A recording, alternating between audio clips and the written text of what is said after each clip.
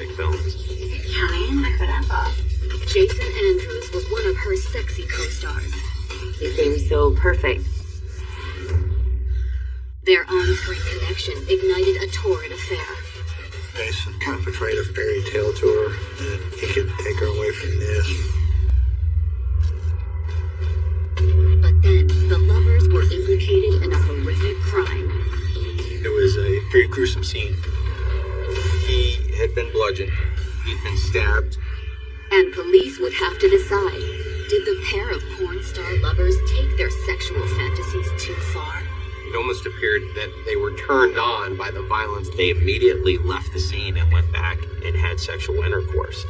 Or was Amanda's perfect lover really a monster? I know it doesn't look good, but I'm sure everyone out there has done something to appease someone.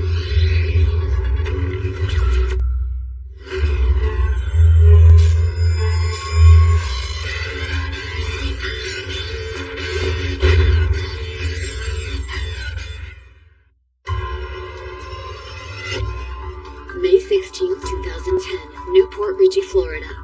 At around 9:30 on Sunday evening, a worried Vincent Rella pulls up outside the suburban Tampa home of his cousin, 41-year-old Dennis Scooter Abrahamson. There was something wrong. He didn't answer his phone. He never was like that. He would always answer his phone for me. With no answers at the front door, Vincent goes around back. The hot tub is on, but empty. And when he walks in the unlocked back door, Vincent finds his cousin lying face down on a massage table. But the scene resembles more of a bloodbath than a spa. Pasco County 911, what is the address of your emergency? It's my cousin's address. He's been killed. Okay, are you sure, sir? I'm 100% sure. I was not expecting to see what I found. It's an image that will never leave me. Police soon arrive at the gruesome scene. The victim was naked on a massage table, had a large hole in his head, and also had what appeared to be stab wounds on his back. In a laundry hamper nearby, the police find the likely murder weapons. A couple of bloody knives and a sledgehammer. There was blood and hair all over that hammer. So the sledgehammer was clearly the tool that was used to bludgeon him. Then, while evidence technicians begin processing the scene, the investigators fan out, canvassing the neighborhood for more clues. At a 7-Eleven just around the corner, the store's security cameras had recorded the victim just hours earlier, at around 2 a.m. You see Dennis actually come into the business, makes a purchase, and then leaves. The investigators also learned that 2 police officers had been inside the 7-Eleven at the exact same time as the victim. There was a sergeant and a patrol lieutenant. And when they follow up with the officers, the investigators discover that the murder victim hadn't been alone. There was a couple on a motorcycle outside. Dennis got on his motorcycle, and the 2 motorcycles traveled towards his residence. It's the first crucial connection towards unraveling the wild night that led to Dennis Abrahamson's death. We've heard it referred to as a sex party. In fact, the party had even included a porn star, a leggy blonde who called herself Sunny Day. But her real name was Amanda Logue.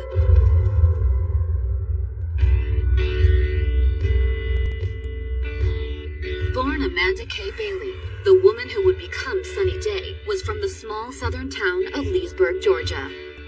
I wanted to have the 2.5 kids, the big house, the wraparound porch, just have the perfect life. But the path to a perfect life took a pretty drastic detour in high school. Amanda got pregnant, and she actually dropped out of school in her 12th grade year, and just became a full-time mom. And the dropout's life got even harder after her mom died when Amanda was only 19. I got really into drugs after my mom died.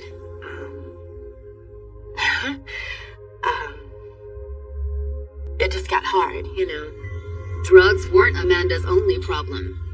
Frequent domestic disputes with an abusive boyfriend soon attracted the attention of a local law enforcement officer, 30-year-old Lamont Logue. Although Lamont did more than file the routine paperwork. I was encouraging her that she could do better, she could get out of that lifestyle. Lamont's encouragement worked. Not only did Amanda heed the officer's advice, the two began dating. On the first date, we went to a nice restaurant, and I invited her to take her daughter with her. I changed everything about me, the whole drugs and that whole nasty lifestyle to accommodate myself, and be better so I could get him.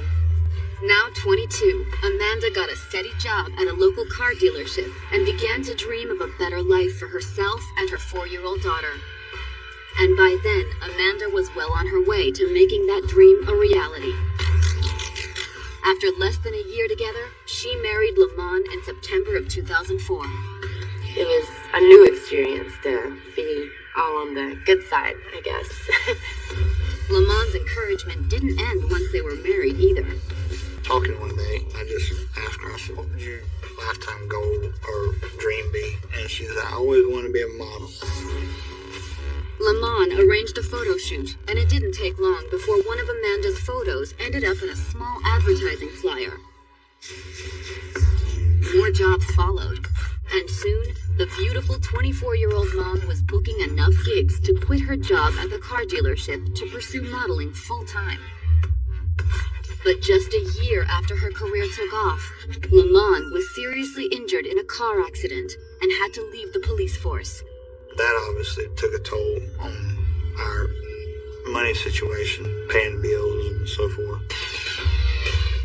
To help pay the bills, Amanda's photo shoots became more daring. The bills kept coming. It was like, what do we do? It was not something that either one of us wanted to happen. It just kind of happened. The money was amazing, so I just got swept up, being greedy with money. The nude shots soon led to even more lucrative and risque online work.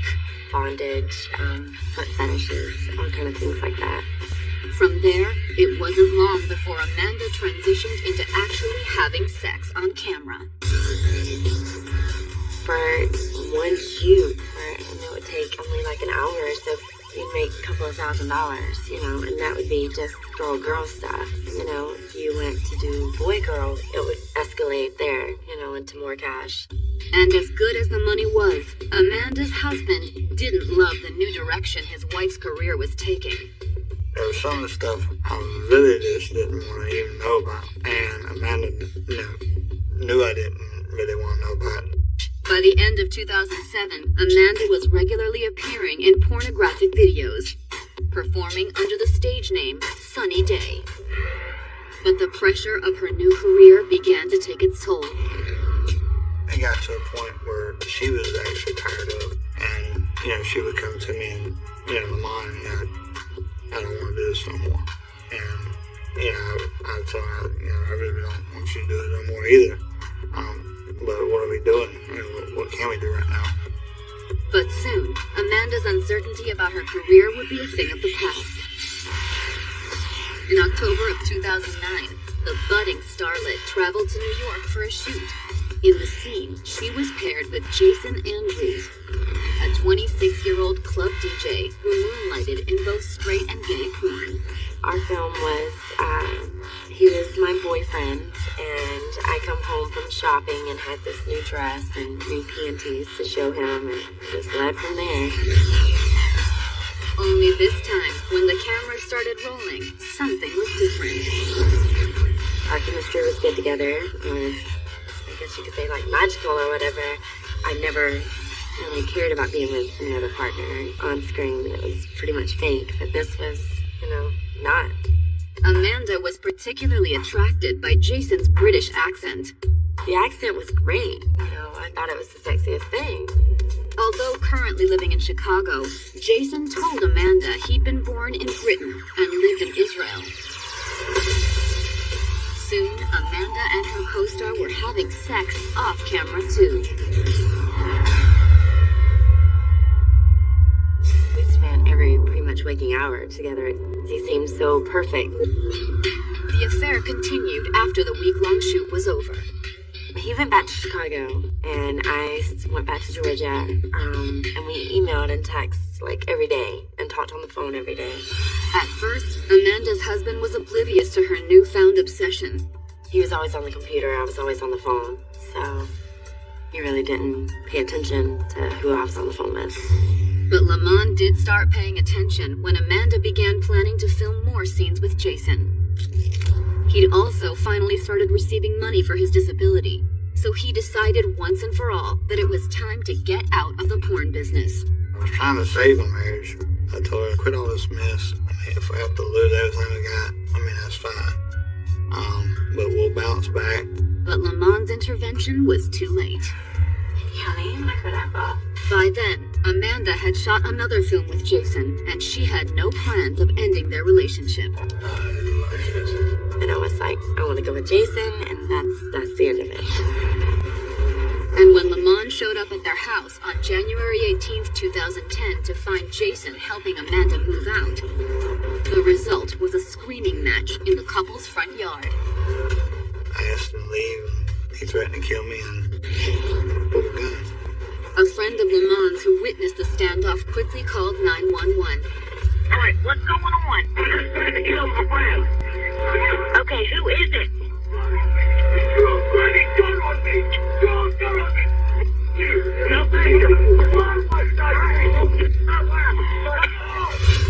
The police arrived before anyone was hurt and placed Jason under arrest. He goes to jail. A few days later, he goes to court. The judge bans him from Lee County. But having Jason banned from the county didn't mean Amanda would never see him again. One day in March of 2010, Amanda dropped her daughter off at her father's house nearby, and without telling Lamont, left her life in Georgia behind to be with Jason. And I was like, I want to go with Jason, and that's the end of it.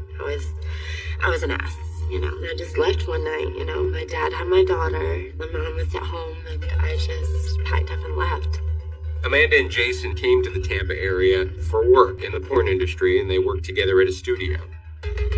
Between shoots, Amanda earned extra money as a masseuse, one who specialized in erotic massage. And with Lamont no longer around to keep her clean, Amanda used the extra cash to take up an old habit with Jason. The next several weeks were a blur of sex-soaked days and drug-fueled nights. They had used prescription pills illegally to get high. They were living for the moment. Both of them were doing whatever they wanted, whenever they wanted, living for the moment and just enjoying everything. Most of all, Amanda enjoyed the chemistry she shared with her new lover. There was some passion there, you know. We looked good together. We had fun together. We, you know, played around more. And we talked more.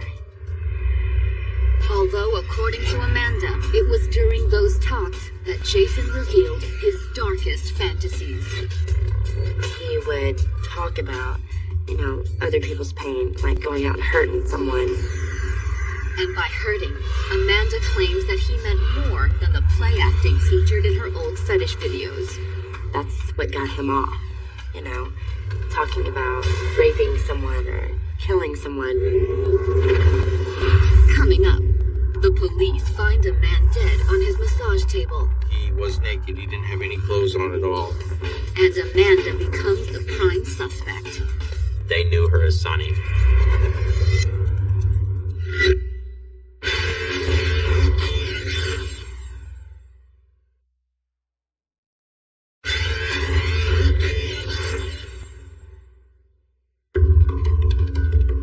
May 16th, 2010, Newport Richey, Florida. At about 9:30 that evening, Vincent Rella called Pasco County 911 and reported that he'd just found the body of his cousin, 41-year-old Dennis Scooter Abrahamson.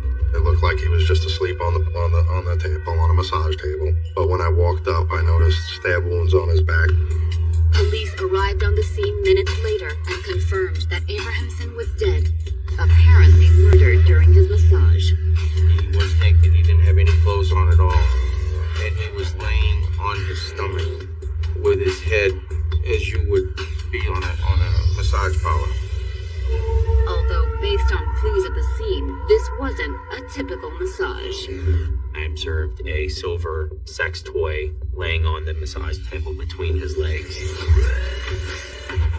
There were no signs of a struggle, no indication that Abrahamson had been aware of the unhappy ending that awaited him. You could see that Abramson had no idea that this was going to happen. But while the victim never knew what hit him, the police did. A search of the scene quickly revealed the murder weapons. We discovered a clothes hamper which contained a bloody handheld sledgehammer and 2 knives. All the murder weapons in that one hamper. It was amazing. Had Dennis's killer planted the murder weapons? Or left them behind on accident? And what about the motive? They stole his laptop computer, his digital camera, his video camera. There was a bunch of money missing. There was like pills. Or was there more to the murder than just a robbery? Abrahamson's name wasn't entirely unknown in local law enforcement circles. Dennis Abrahamson, for fun, hung out in strip bars and was an associate of several of the motorcycle clubs in the area. He also owned a tattoo parlor, but as a side business, he did repos. Investigators wondered if perhaps one of the people Dennis had repossessed property from had been out for payback. We had a person who, shall we say, had a questionable career. And basically, is this a revenge case? The next morning, while crime scene technicians processed the scene, the investigators canvassed the neighborhood, hoping to find the mystery masseuse's trail. All of them knew that he would have strippers or female companions come to his house to perform massages. It was common knowledge between him and the neighbors. They would see the girls coming and going from his residence. But the night of the murder had apparently been a little different. The detectives learned that 2 Pasco County Sheriff's deputies had spotted Abrahamson at a nearby 7-Eleven, approximately 18 hours before his cousin found him dead. And Abrahamson hadn't been alone. There was a couple that had been spending the night with Dennis Abrahamson. But before the investigators could track down the mysterious couple, they contacted the authorities. Their names were Maynard and Lisa Binshuttle, and they'd heard about the police cars and crime scene tapes surrounding their friend Dennis's house. I had them come into the office for an interview, and I explained to them that we had found Dennis Abrahamson deceased. According to the Binshuttles, Abrahamson had been very much alive when they had left his house early on the morning of May 16th. But he hadn't been alone. The Binshuttles told the investigator they had spent most of that night hanging out with Abrahamson at a local strip club. The night started out, Dennis was at the Brass Flamingo, a strip club, with some friends. But while they were at the club, Dennis received a text from a woman. They left the strip club together to go and continue the party at Dennis Abrahamson's house. The Binshuttles said that Dennis had stopped for cigarettes along the way, the transaction captured by the surveillance tape. They traveled back on their motorcycles to the 7-Eleven, which is a gas station around the corner from his house. And when the threesome finally arrived at Abrahamson's house, they met up with the woman who had sent him the text. The Binshuttles told the investigators that she was a skinny blonde who did porn under the stage name of Sunny Day. They knew her as Sunny, and that she had done clips for sale, which was a porn thing. And her real name, according to the Binshuttles, was Amanda.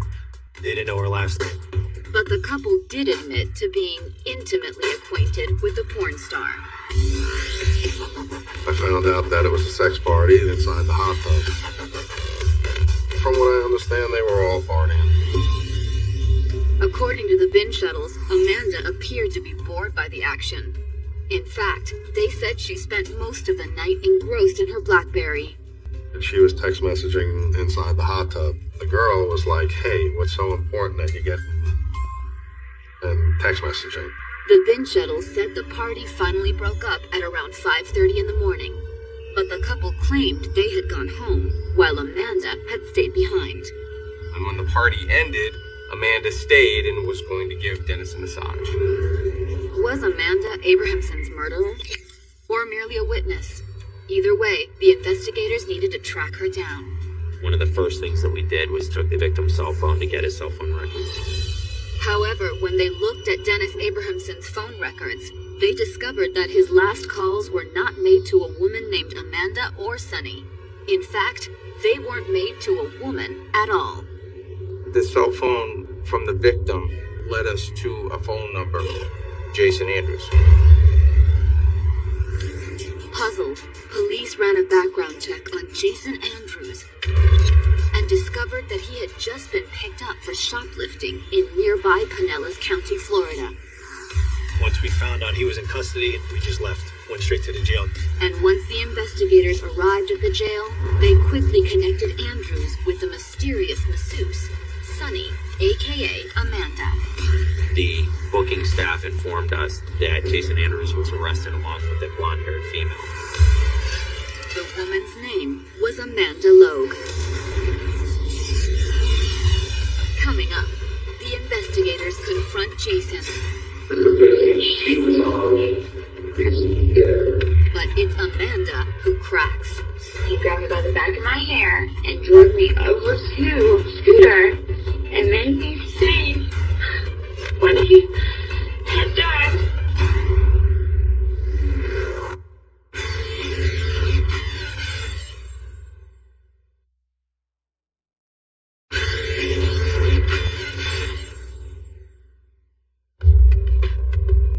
By May 18th, 2010, it had been roughly 48 hours since Dennis Scooter Abrahamson had been found dead in his suburban Tampa home, the victim of a brutal murder. Dennis was face down on this massage table. His head had been bashed in by a sledgehammer. There was blood everywhere. It was a gruesome scene. But investigators from the Pasco County Sheriff's Department had already identified two persons of interest. A pair of porn stars named Amanda Logue and Jason Andrews. They were already in custody, picked up earlier that day on an unrelated charge. The Largo Police Department had arrested Jason Andrews and Amanda Logue for shoplifting and taken them to the Pinellas County Jail. Questioned at the Pinellas County Jail, Amanda told the Pasco County investigators that she had given Abrahamson a massage early Sunday morning. They left real late. I gave him his massage, played with him, and he fell asleep on the massage table when I left. Right before dawn, I guess, or right after. She also said that she had been in contact with Jason that night, but was vague about the details. Were you texting him? Probably. Probably. What were you talking to him about? I don't know. She was being very coy and very limited in the information that she gave. And when the investigators told her that Scooter Abrahamson was dead and they were investigating his murder, she went from coy to completely silent. I, told him yes, I was there, and I didn't commit the murder. I told him I wanted a lawyer. Once Amanda's interview was complete, the investigators brought Jason into the interrogation room. When we were interviewing him, we were very much interviewing him as a possible witness to a crime. But was he more? The investigators had reason to wonder. The fact that a sledgehammer was used and how forceful the injuries were to Dennis Abrahamson, maybe Amanda didn't cause his death. Not only was Jason strong enough to smash Abrahamson's skull with a sledgehammer, he appeared hot-tempered enough too. His emotions varied from just being calm, cool, calm, collected, just talking, to getting angry over simple questions. Which, of course, sends up, flags for us to say, we've got a problem, something's wrong here. You're really starting to panic, so I'm gonna tell you that the guy you're referring to was not dead. You're asking questions because the person that she massaged is dead. Yes. You know the thing. to say, and I know that your girlfriend was with them. But while the investigators had more or less put Jason on notice that Amanda was a murder suspect, they didn't place either of them under arrest. That afternoon, both Amanda and Jason posted bond and walked out of the Pinellas County Jail. While the two appeared to be suspects at this point, there was not enough evidence yet. But while the investigators didn't have enough evidence for an arrest, they did secure a search warrant for Amanda's white Ford Explorer. We found a black BlackBerry and a white BlackBerry in the glove box of the vehicle, which matched the description that the witnesses had provided of the cell phone that the suspect, Amanda Logue, had been carrying. It appeared that someone had attempted to wipe any potentially incriminating evidence from both the phones. The batteries were taken out, and the actual SIM card, the smart chip that typically stores all the data, was also removed. But would the plan succeed in foiling the investigators? With a lot of phones, it doesn't automatically save to the SIM card. While evidence technicians contacted Jason and Amanda's service provider and arranged to retrieve the data from the phones, the investigators made another attempt to talk to Amanda. It was worth another shot to see if Amanda wanted to speak to us, maybe if she was a witness and not an actual suspect who committed the crime. But when the investigators went to the Tampa hotel Amanda and Jason had listed as an address, they discovered that the couple had checked out. Even more intriguing for the investigators, the porn stars had apparently split up. She separated from Jason Andrews and had gone back to her husband. Just 2 days after the murder, when police had released Amanda, she had called her husband, Lamont, for help. I hadn't heard from her in like 3 months and asked her what was going on. She said, look, I made a foolish mistake. She's like, I want to come home. Lamont had made the 5-hour trip to pick up his wife, but the reunion was bittersweet. I didn't tell him on the way home, because I didn't want him to put me out on the side of 75. I was so scared. So I told him after we got home. And he just held me. And Amanda was back home in Georgia on May 26th when investigators had decided to pay her a visit. So Detective Lindsay and I traveled up to Leesburg, Georgia, where we made contact with Amanda and her husband, Lamont. After her confession, Lamont believed that his wife was nothing more than a murder witness. But when the investigators first showed up on their doorstep, the veteran cop did not want to talk. He was talking about he wanted to talk to Amanda, and I was like, no, I'm not a lawyer. But then the investigators informed Lamont that they were hoping Amanda would help them build a case against Jason. I was like, well, I love her, and this might be my opportunity of salvaging my marriage again. And I'm not going to let Jason come back and hurt her. He felt that it was in her best interest to actually tell us the truth about what had happened. As a tape recorder rolled, Amanda sat down and spoke with the investigators. She started out by explaining why she hadn't come forward when first questioned at the Pinellas County Jail. I wanted to tell y'all everything that day, but I was scared to death. Only it wasn't the authorities that Amanda claimed she had been afraid of. She said that during their relationship, Jason was physical with her and violent and forced her to do things that she didn't want to do. Amanda said it wasn't until Abrahamson's murder that she had finally realized just how violent her lover could become. According to Amanda, Jason had been at Abrahamson's house the night of the murder. But she said he had been outside, waiting in her Explorer, while she went in to give the older man a massage. We were texting back and forth. I don't know what all we were texting. I can't remember because of all the stress. But Jason hadn't stayed in the Explorer, according to Amanda. She claimed that she was in the middle of Abrahamson's massage when her lover stormed in. Jason had something in his hand. It was like a big hammer thing. He started just bashing him in the back of the head. Amanda said she had looked on in horror while Jason committed the murder. Then he grabbed a knife. He was stabbing him. Just over here in shock, just watching this. I have nightmares about it still, sound of it, everything. Amanda claimed that once he was finished with Abrahamson, Jason had threatened to do the same to her, too. And he grabbed me by the back of my hair and drove me over to a scooter and made me see what he had done. And told me if I told anybody, that's what he would do to me.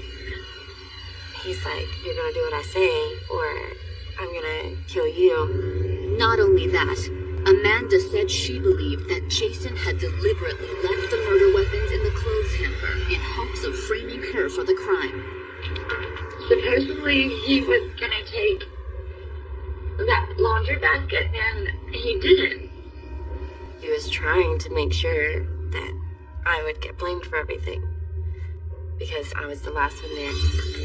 Amanda said that once she had realized just how dangerous her boyfriend was, she had been desperate to get away. Desperation that, according to Amanda, explained their shoplifting arrest. I wanted to be arrested. I was like, holding the shorts up to the camera and putting them in my purse. By the grace of God, we got caught. Amanda's story did fit with the investigators' theory that Jason had been the one wielding the sledgehammer. And it appeared to explain how a couple that had just committed a murder had been foolishly, blatantly shoplifting hours afterward, caught on tape by the store's security cameras. I was under the impression myself that she may have actually been a victim of a psychopath, that her boyfriend had lost control and committed a murder. But investigators had barely left the house before they got word that evidence technicians had recovered the text message logs from Amanda and Jason's cell phones. Luckily for us and the investigation, all the messages were saved on the phone, not on the actual smart chip, the SIM card. And what the text messages revealed was damning for Jason and Amanda. Based on the texts, the investigators believed that Amanda had not only let Jason into the house, but that she had helped him locate the murder weapons. The text messages clearly indicated that she was an active, willing participant in the murder. You couldn't get more incriminating than what was on those messages. The very next day, Pasco County Sheriff's investigators returned to Amanda's home in Georgia and placed her under arrest for first-degree murder. I pulled up in the driveway, and they pretty much yanked me out of my car. She immediately started cussing at me aggressively. She started screaming at her husband, giving him orders. The whole thing was a real embarrassing moment to sit there and see fellow comrades, in my yard, having to drag my wife off to jail, especially for murder. But while the authorities had Amanda in custody, the other half of the killer couple remained at large. Coming up, the search for Jason Andrews reveals the truth about his identity. Everything he told me was a complete lie. And Jason tells his own side of the story. I was the one who swung the hammer.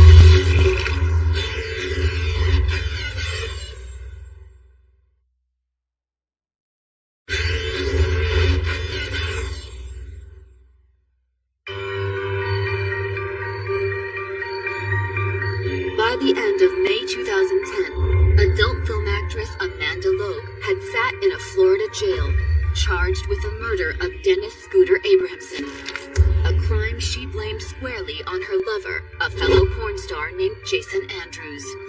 She said it was all Jason Andrews. It was all Jason who wanted to do it all. But where was Jason now? After being questioned by the investigators in mid-May, the 27-year-old had fled to Fort Lauderdale, where he had connections in the adult film industry. We chased him to Fort Lauderdale. We had missed him by a couple of days. This turned into a nationwide search. A warrant was put out for his arrest. And it didn't take long for the authorities to find the fugitive. In mid-June, a woman from Chattanooga, Tennessee, contacted the police, claiming she had recently started dating the porn star. While she was bragging about her new boyfriend, she Googled him and found out that he was wanted for murder. On July 17th, 2010, a month and a day after Dennis Abrahamson had been found dead, U.S. Marshals finally apprehended Jason Andrews. She provided sufficient details of where he was working, where he was living, that they were actually able to physically get him into custody within several hours. And when investigators from Florida arrived at the Chattanooga jail to interview Jason, he had a very different story to tell. Starting with the accent. He really wasn't British at all. He had been faking his accent. Jason revealed that he had been raised in Kansas, that he had been previously married, and that he had moved to Chicago and reinvented himself after his marriage ended in divorce. His whole life essentially changed at that point. Come to find out, everything he told me was a complete lie. Jason's background wasn't all he was ready to reveal about the truth, however. In the interrogation room, he also confessed to killing Dennis Abrahamson. I was the one who swung your hammer. According to Jason, he had swung it more than a dozen times. It was a lie. I didn't want to kill him. After I knew that he was at least relatively dead, I went in the kitchen down at night and went back. I wasn't even shaking. What hole was I in now? Jason took all that responsibility on himself as far as the physical act. He also expressed remorse for killing Abrahamson. He was immediately knocked unconscious. I hope that he didn't feel a thing after. I pray, I really do. And he told the investigators that he was prepared to face his punishment. I would be grateful at this point for the death penalty. I think that I deserve it. But even as he attempted to take all the blame for Abrahamson's murder, he also implicated Amanda. Jason told me she participated in the choosing of the victim, that she participated in the setting up of the victim by scheduling that appointment that night. She had been there inside the house and seen what kind of stuff he had.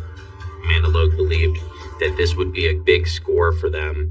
But according to Jason, the score wasn't all that mattered. There was also the thrill.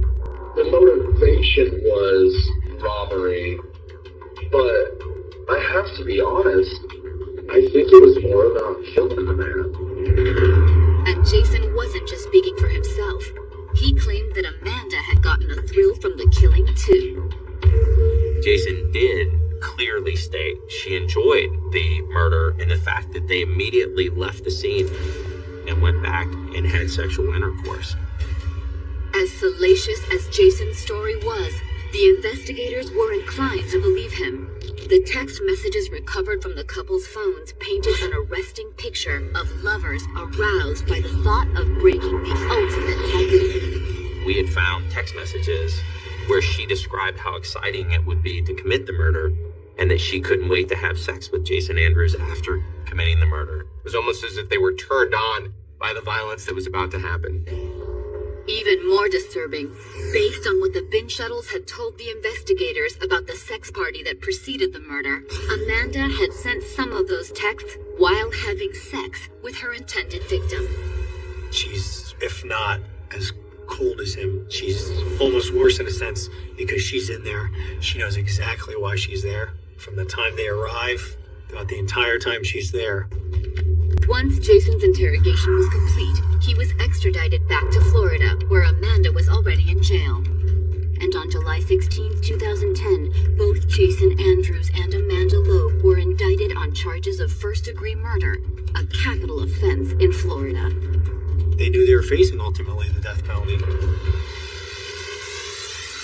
Coming up, will the lovers turn on one another in court? Jason, being subpoenaed to testify, definitely played a role. Or will they stand trial at all? He asked to be executed.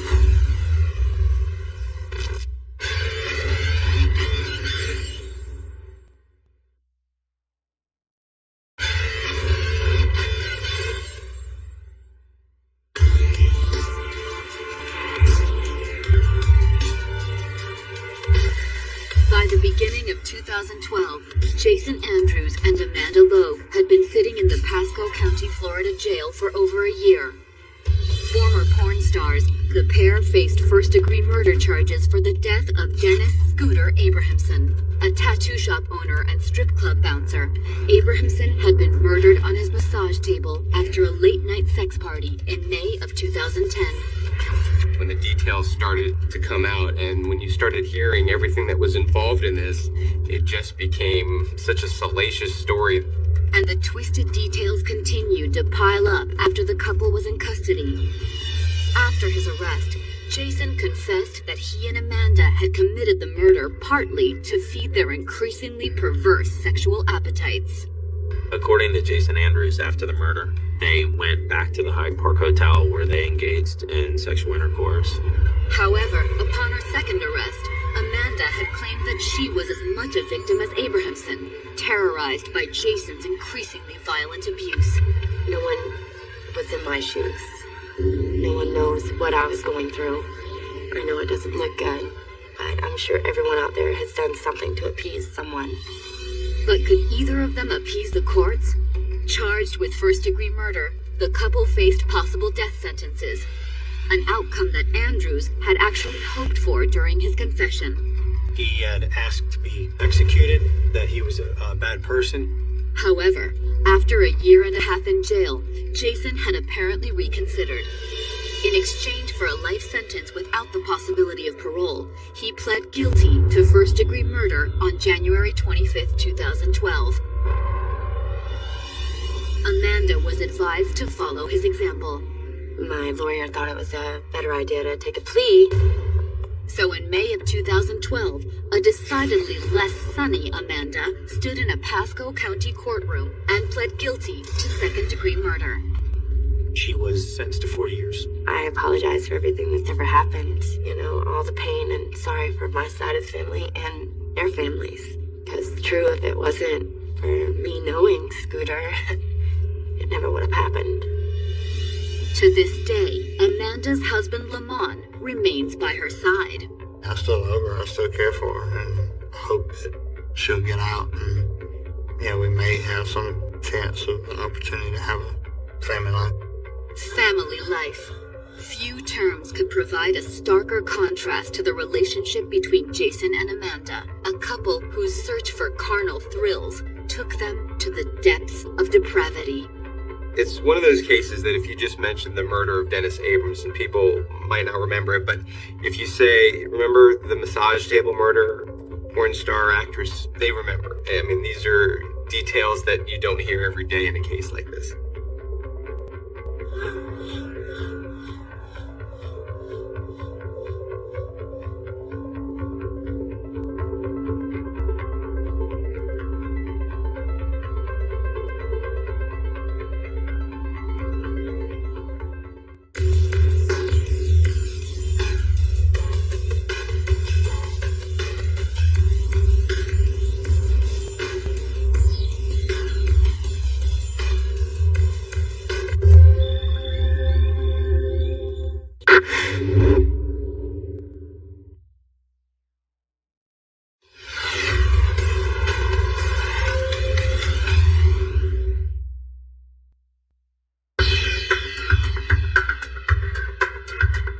Jennifer Henderson grew up the quintessential good girl.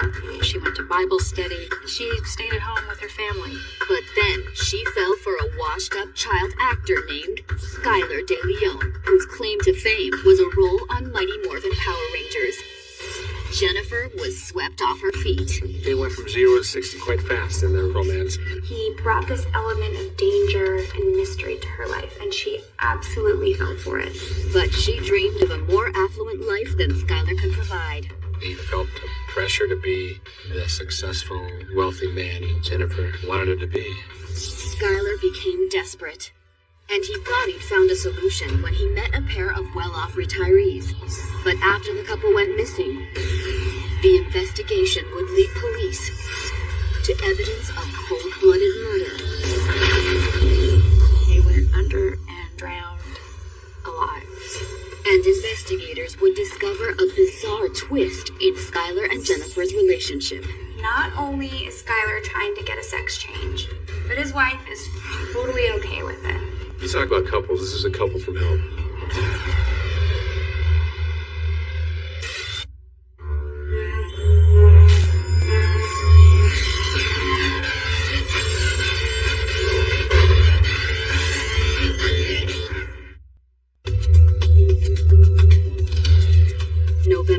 27th, 2004. Newport Beach, California. It was a tranquil Saturday afternoon as a team of Newport Beach detectives had been called out to investigate the disappearance of a couple, 57-year-old Tom Hawks and his 47-year-old wife, Jackie. Our dispatch got a call for us to check on their well-being, just to see if they're on the boat. The retired couple lived on the boat, but had been reported missing the day before. By the time the family actually made the missing person report, the family had not spoken to him for several days. The couple's sudden disappearance was even stranger because, according to family, the Hawks had been trying to sell the $500,000 boat. They were in the process of selling this yacht to another young couple. They were buying it and paying a pretty good price for the vessel. But when the police boarded the vessel, there was no sign of the Hawks. The boat is locked up, and they can't have any probable cause to do anything unless they can find something suspicious. But then, as the police searched the boat's upper deck, one of the officers noticed a tiny reddish blotch. He said, could be rust, could be blood. And I said, well, that's good enough for me. Let's bust a lock. Let's go in and see what we see on the inside. At first, the scene below the deck appeared to be normal. But searching the cabin, one of the officers came across a receipt he found suspicious. They had Clorox wipes and some hefty trash bags. Were the cleaning supplies related to the sale of the boat? Or did they have something to do with the Hawks' mysterious disappearance? For the moment, the police took no chances. I'm thinking to myself, okay, why don't we secure this, make it a crime scene until we can verify, get some more information. And the first thing on the investigators' to-do list was tracking down the young couple buying the boat, Skylar De Leon and his wife, Jennifer.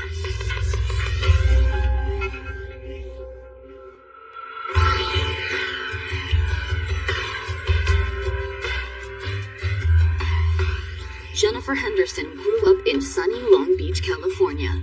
The father was an accountant. The mother was a stay-home mom.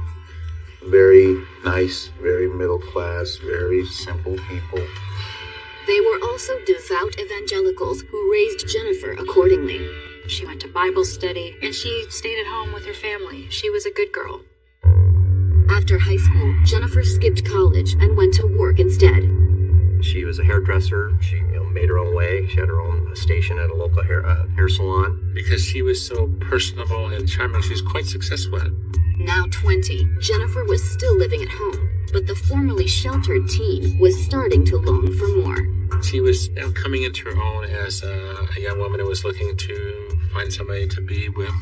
She was looking around for somebody to talk to online chat rooms.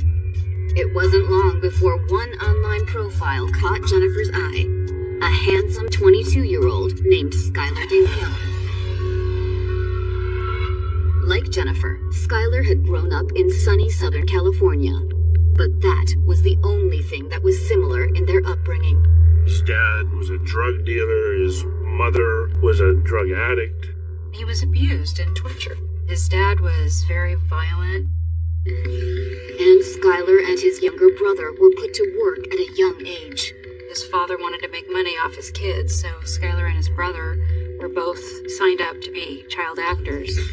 When he was 14, he even landed a small part in a highly successful children's show. The zenith of his acting career was walk-on background roles as a Mighty Morphin Power Ranger. But by the time he turned 18, his acting career had fizzled. And with callbacks few and far between, Skylar turned his back on Hollywood and joined the Marines. However, that proved just as short-lived as his brush with TV celebrity. He went AWOL after about 14 months in Marine Corps. He ran away to Mexico. When the authorities caught up with him, Skylar had claimed he had left to help his father, but that didn't stop the Marines from dishonorably discharging him. Once again out of work, Skylar had drifted back to Southern California, where he spent the next couple of years struggling to get by. He had a job at a mortgage company, doing appraisals or doing something like that with a mortgage company. He was a janitor at a place in Anaheim, doing cleanup there. He never was very successful. The former child actor was still good looking, however, and that was enough to get Jennifer's attention. She sent him an instant email message and said, "Hey, I like your picture." And when they finally met up, Skylar appeared to be even better than his picture. He could be witty, he could be charming. But Skylar was also a liar. He always made himself out bigger and badder and tougher than anybody else. He is one of those guys that is a pathological liar from the word go.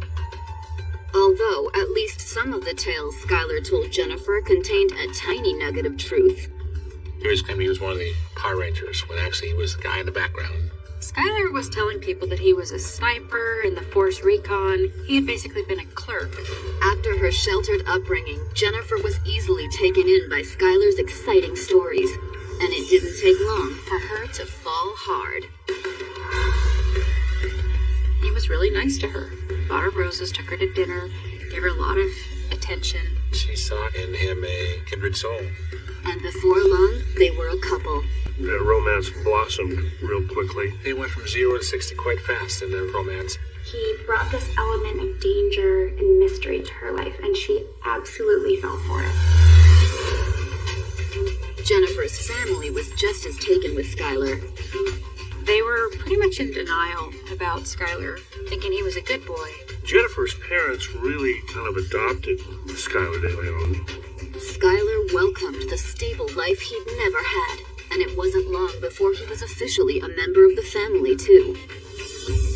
They got married pretty quickly because Skylar told Jennifer and her mother that he was getting drafted back into the Marines, when in fact he had been dishonorably discharged and they were not ever going to accept him back. Married in 2003, 21-year-old Jennifer and 23-year-old Skylar moved into a makeshift apartment in her parents' garage. It was cramped and tiny. It was half the parents' garage. And soon, the tiny apartment became even more cramped. Very quickly, Jennifer got pregnant with their daughter. Once the baby was born, Jennifer went back to work. What she made as a hairstylist was the couple's only source of income. Skylar was more of a stay-at-home dad while she went to work as a beautician. The arrangement wasn't exactly what Jennifer had in mind when the couple got married. Jennifer always wanted somebody with a lot of money, and she wanted to make her husband more successful than he was. Increasingly, the couple leaned on Jennifer's parents for help.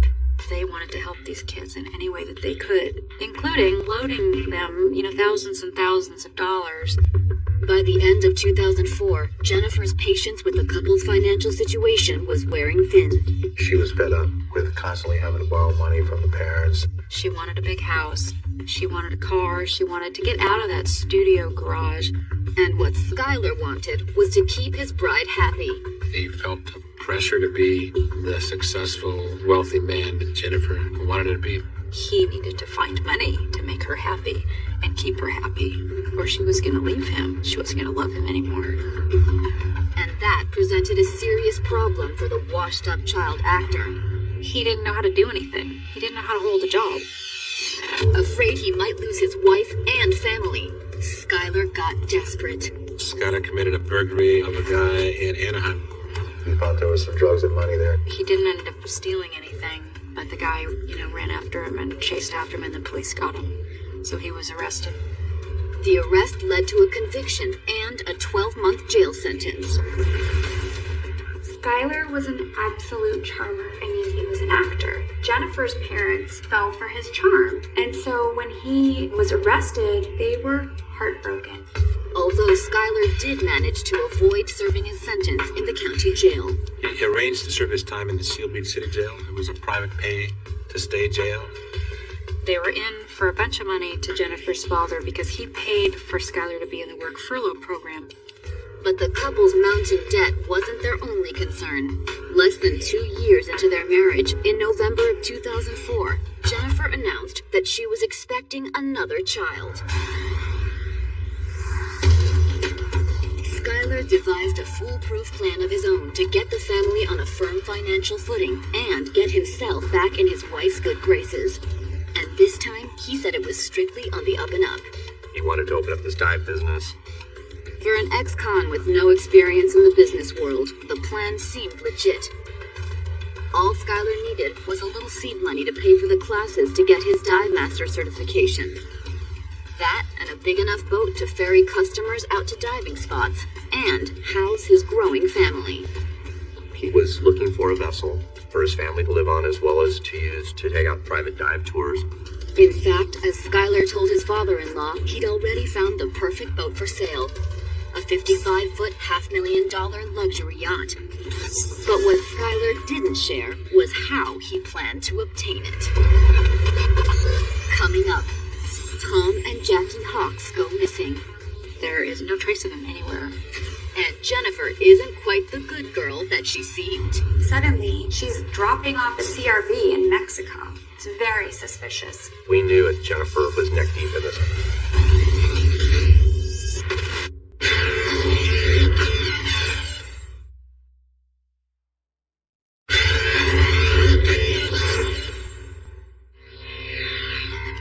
By the fall of 2004, things were looking up for Jennifer and Skylar De Leon.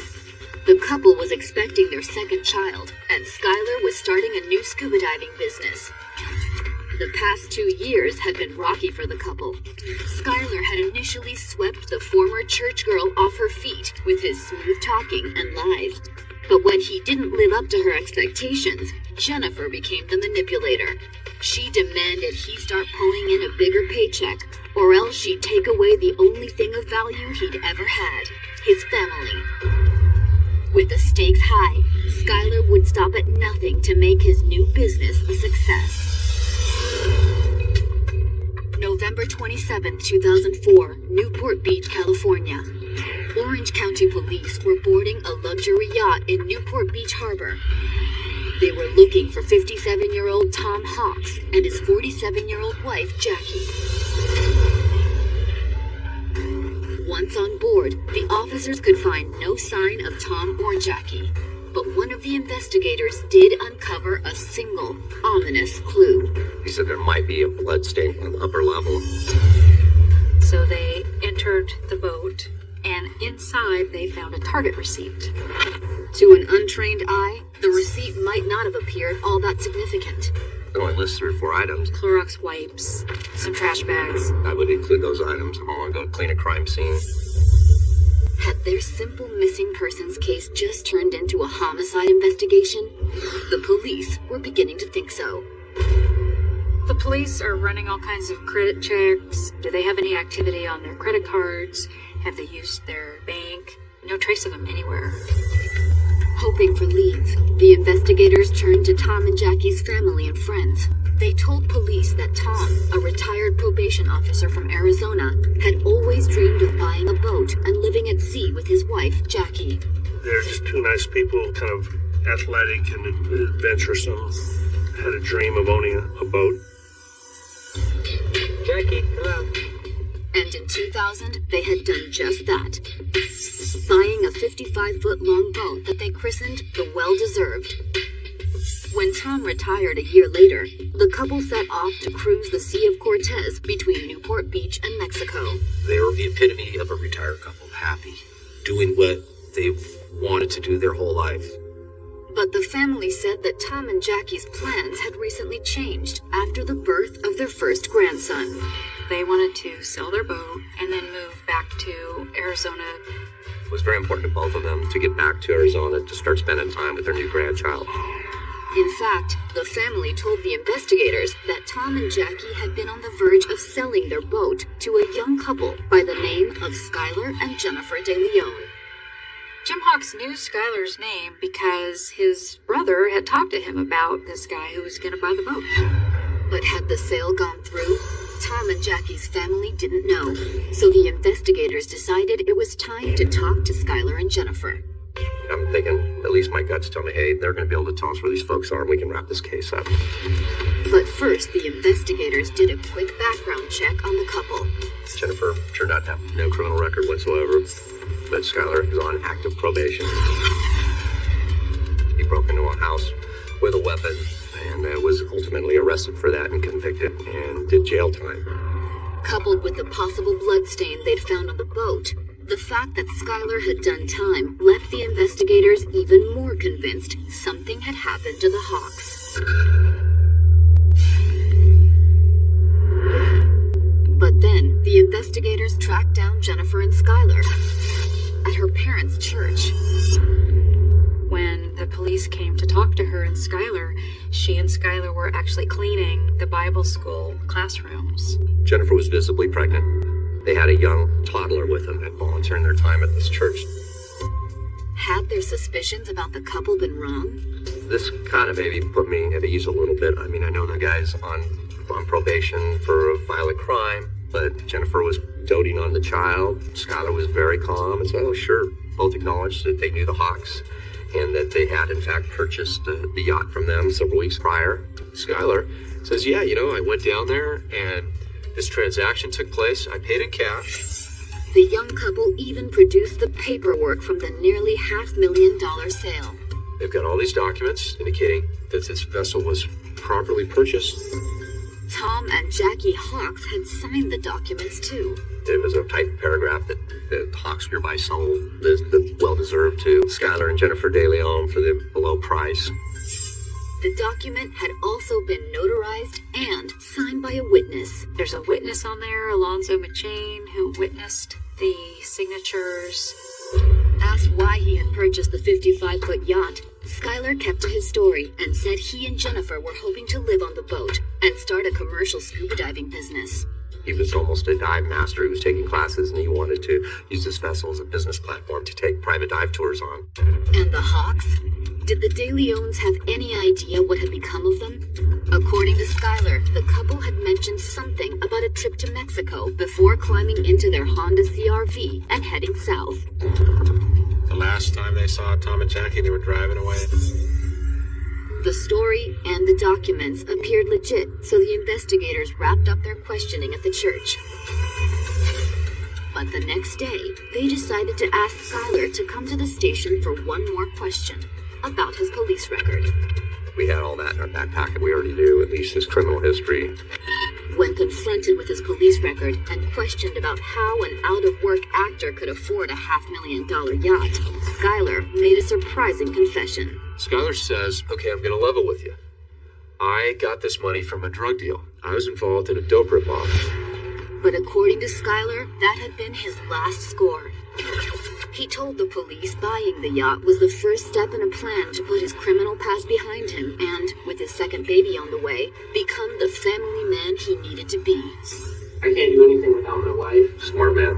Okay, so you're trying to legitimize this money that you have. All I want to do is, I have a bunch of money that I have no way to spend. To detectives, Skylar's story appeared sincere. Besides, this was a missing persons case, not a drug investigation. I don't care about the financing. My concern is that they're okay. Right now, every day they don't hear from the family. It's been 15 days, and they're going nuts. Skylar seemed just as worried about the Hawks' disappearance and shared details about his last meeting with them. We met down there, my daughter and wife. Okay, so where do you leave it that day? How did you leave it? He was saying that him and his wife, they were looking at places in San Carlos. And he's like, we would like to see Cortez. Regardless of whether or not the De Leons were telling the truth, the investigators decided to focus on the sole lead the interview produced, that Tom and Jackie had been bound for Mexico when they disappeared. Hoping to locate the missing couple, the Orange County authorities reached out to their counterparts in Mexico and asked them to try and track down the Hawks' silver CR-V. We knew that it would probably be easier to find the vehicle than the people, so the vehicle was splashed everywhere. License plates, anybody that had it.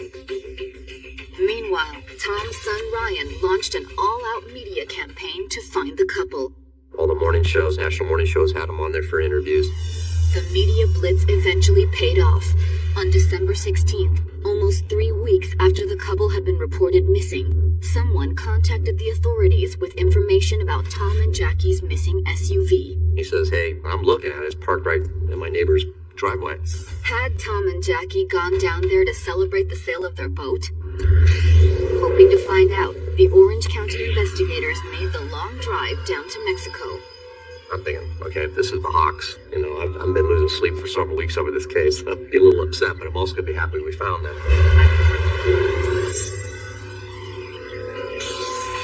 But when the investigators knocked on the door, it wasn't Tom or Jackie who answered.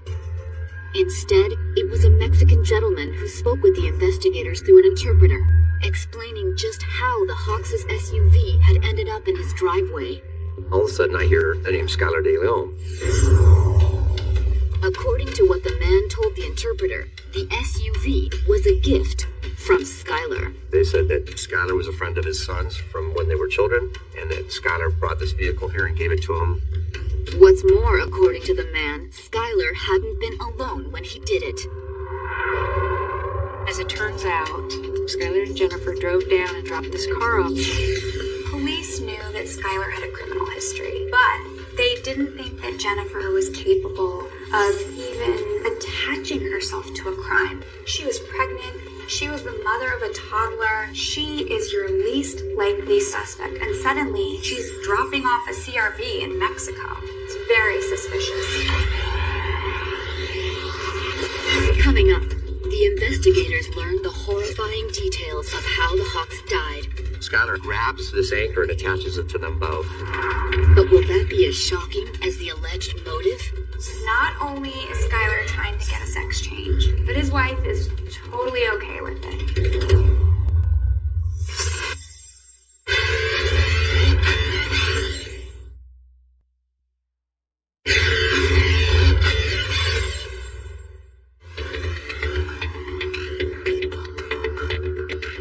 By December 17th, 2004, the detectives investigating the disappearance of retirees Tom and Jackie Hawks were increasingly worried that they had a homicide on their hands. The couple had been missing for quite a bit of time. The Orange County, California police did have a pair of suspects, however, Jennifer and Skylar De Leon. The couple had supposedly purchased the Hawks' yacht to start a scuba diving business. An ex-con, the purchase was just the beginning of Skylar's plan to better provide for his family and get back in his wife's good graces. He was very insecure. She wanted all those things, and I think he wanted to give them to her. But the investigators were beginning to doubt that the $500,000 transaction ever occurred. The day before, they had tracked the Hawks' missing SUV to Mexico. This car, who Skylar and Jennifer claimed that had been last seen driven by the Hawks away, was actually in reality dropped off by Skylar and Jennifer. However, even with the car, the investigators didn't quite have enough evidence to arrest the De Leons for murder, mostly because they still had no proof that one had occurred. They figured we can't let him get away, so we had to arrest him on something. Luckily, Skylar had given them an opening. His explanation for where the $500,000 he paid for the boat had supposedly come. We already had him confessing during an interview to money laundering. I have a bunch of money that I have no way to spend. So on December 17th, Orange County police went to Jennifer and Skylar's garage apartment with a warrant for his arrest. What's going on? We got a warrant for your arrest. How am I being charged? What am I being charged with now? Money laundering. With Skylar in custody, the investigators also executed a search warrant on the tiny apartment. But the search uncovered a new wrinkle in the case, one investigators definitely didn't see coming. It was an application for a sexual reassignment surgery. The name on the application? Skylar De Leon. He wanted to have a sex change operation. Jennifer had apparently signed off on it too. In order to do this, you have to sign affidavits, have family members sign it, which Jennifer did. This is one of those cases that just gets crazier and crazier. Not only is Skylar trying to get a sex change, but his wife is totally okay with it. Apparently, Skylar had told Jennifer he'd never felt comfortable in his own body and promised his feelings for her wouldn't change after surgery. But her support wasn't all Skylar needed. He also needed $15,000 to pay for the surgery. Those things cost a lot of money. Was that the bizarre motive behind the murders? Hoping for answers, the investigators turned to Jennifer, offering her the opportunity to come clean about the Hawks' disappearance. We offered her full-blown transactional immunity. But Jennifer turned them down. She decided that she was going to stay with her man. She was going to stick with Skylar. But the police still had a few other leads. One was the second unexpected discovery, the business card of an LAPD detective. I said, reach out, find out why Skylar's got this guy's business card. When the Orange County investigators contacted the LAPD detective, he dropped a bombshell that would provide yet another twist in the tale of Jennifer and Skylar De Leon. Skylar was a suspect in another murder. The victim was a drug addict named John Jarvie. In December 2003, he'd been found dead on the side of a Mexican highway. His body was found with his throat cut. And as the LAPD discovered, the dead man had known Skylar. Skylar meets John Jarvie while he's doing prison time in Seal Beach. They are prison mates. Was Jarvie's murder the same drug ripoff Skylar said provided the cash to buy the Hawks' yacht? It wasn't long before the Orange County investigators found at least one possible connection between the two crimes. It was the name of the man who supposedly witnessed the bill of sale between the De Leons and the missing couple, Alonzo McChain. Alonzo McChain was actually a jailer, a civilian jailer at the Seal Beach jail. However, when the investigators brought Alonzo in for questioning, he backed up Skylar's story about purchasing the boat. He said that Skylar had money, he bought this vessel, he was a witness. The fact that Alonzo swore Skylar was telling the truth didn't mean that the investigators believed him. The color drained from his face, he's lying. The authorities still didn't have enough for an arrest, however. But that started to change on January 4th, 2005, when the investigators questioned the notary whose seal was on the documents. Skylar and Jennifer had approached her and offered to pay her $2,000 in exchange for backdating a bunch of documents. They didn't tell her what it was for. They met her at a hotel. She came in, they paid her $2,000 in cash. And according to the notary, Tom and Jackie weren't there. She said that she in fact had never met Tom and Jackie Hawks. With the notary's statement, the receipt for cleaning supplies, and the Hawks' abandoned car in Mexico, the Orange County authorities finally felt confident that they had a case. On February 25th, 2005, the district attorney charged Skylar De Leon with 3 counts of murder. We eventually booked him for the murder of Tom and Jackie Hawks, as well as John Jarvie. But would he be the only one charged? How about Jennifer? Since witnesses claimed Jennifer had been with Skylar when he drove the Hawks' car to Mexico, the investigators had no choice but to believe that his beautiful pregnant wife was in on it too. We knew by this point in the investigation that Jennifer was neck deep in this. But the detectives would need more evidence to arrest Jennifer. With the notary's statement in hand, they went back to Alonzo McChain, and this time, he was less willing to be Skylar's alibi. The noose was tightening, and he knew that they were coming after him. Questioned again on March 2nd, 2005, Alonzo told the investigators he'd befriended Skylar at the Seal Beach jail.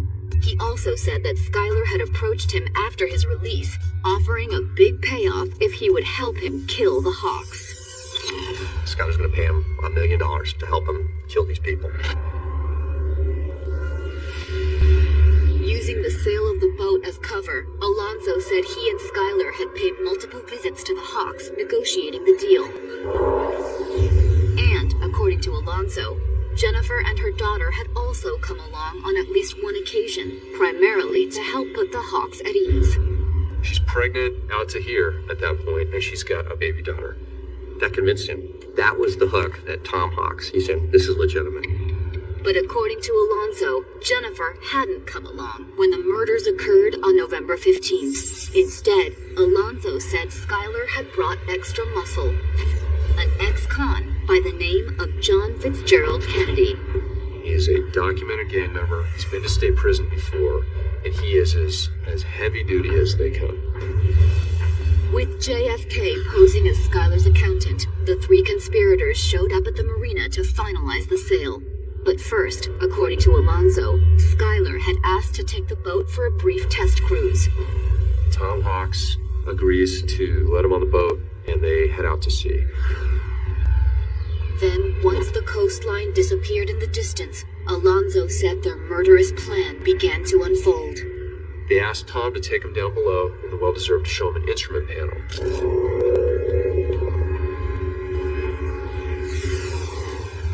At that point, Skylar began to taser him. Alonzo admitted that he had stun-gunned Jackie Hawks, leaving the couple incapacitated. At that point, the Hawks are handcuffed. They're taken down to the main stateroom downstairs. Then Alonzo described Jackie and Tom's last few moments together. She was crying the whole time, screaming, begging for her life, basically. The only thing that Tom could do for Jackie to try to comfort her was he kind of got into a position where he could stroke her hand. But the couple's torment was far from over, according to Alonzo. Each of them is brought up one at a time. They're forced to sign documents indicating that Skylar and Jennifer had purchased the boat.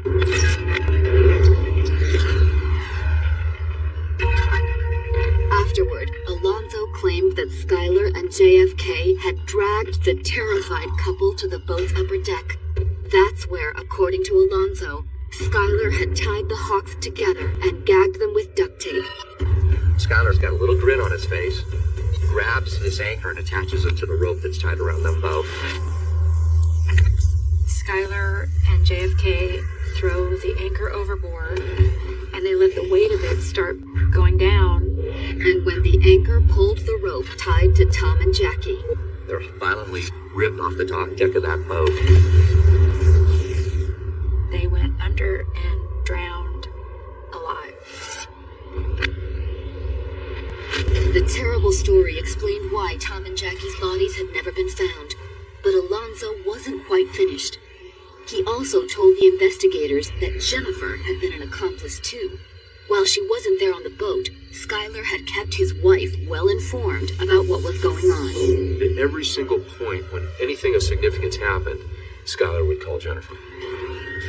The Orange County Police took Alonzo into custody that same day. They also arrested accomplice John Fitzgerald Kennedy. But arresting Jennifer would have to wait until the investigators could follow up on Alonzo's story. And when the investigators pulled Jennifer and Skylar's cell phone records, they appeared to confirm Alonzo's claims. Skylar and Jennifer were in contact 17 times on the day of the Hawks murder. On April 8th, just weeks after Jennifer gave birth to her second child with Skylar, she was placed under arrest at the Orange County Jail. She was visiting her beloved Skylar at the Orange County Jail. She walked out the visiting door and in through the inmate door. Coming up, with their love unraveled, Jennifer turns on Skylar. It was, can we blame this all on Skylar? And Skylar makes a shocking move. He tried to hack off his penis.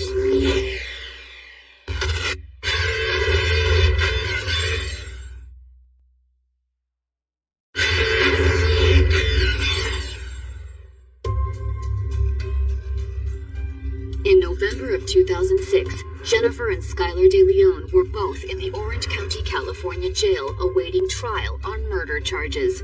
They were each charged with first-degree murder, accused of killing Tom and Jackie Hawks in order to steal the retired couple's $500,000 yacht. They take them out to sea, and they dump Jackie Hawks and Tom Hawks overboard as Jackie Hawks is begging for her life. Prosecutors believed that Skylar had stolen the yacht in order to support his growing young family and provide the kind of lifestyle his wife desired. But Jennifer hadn't been on board for the Hawks' horrific final boat ride, and her defense was prepared to capitalize when her trial began on November 6th.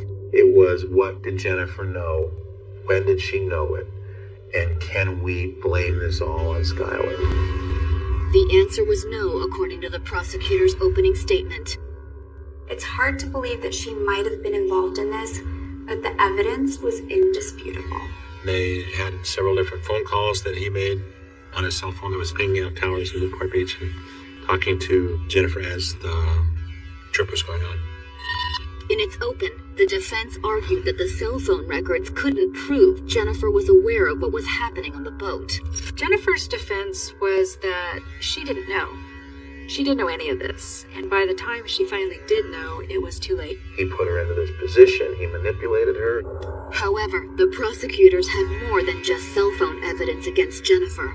They also had a star witness, Skylar and Jennifer's accomplice, Alonzo McChain. In his testimony, the former prison guard explained how Jennifer had played an important role in the plot to murder and rob the retirees. Jennifer was pregnant, and Jennifer brings her pregnant stomach and her daughter down to meet the Hawks, and they ended up with Tom and Jackie's trust.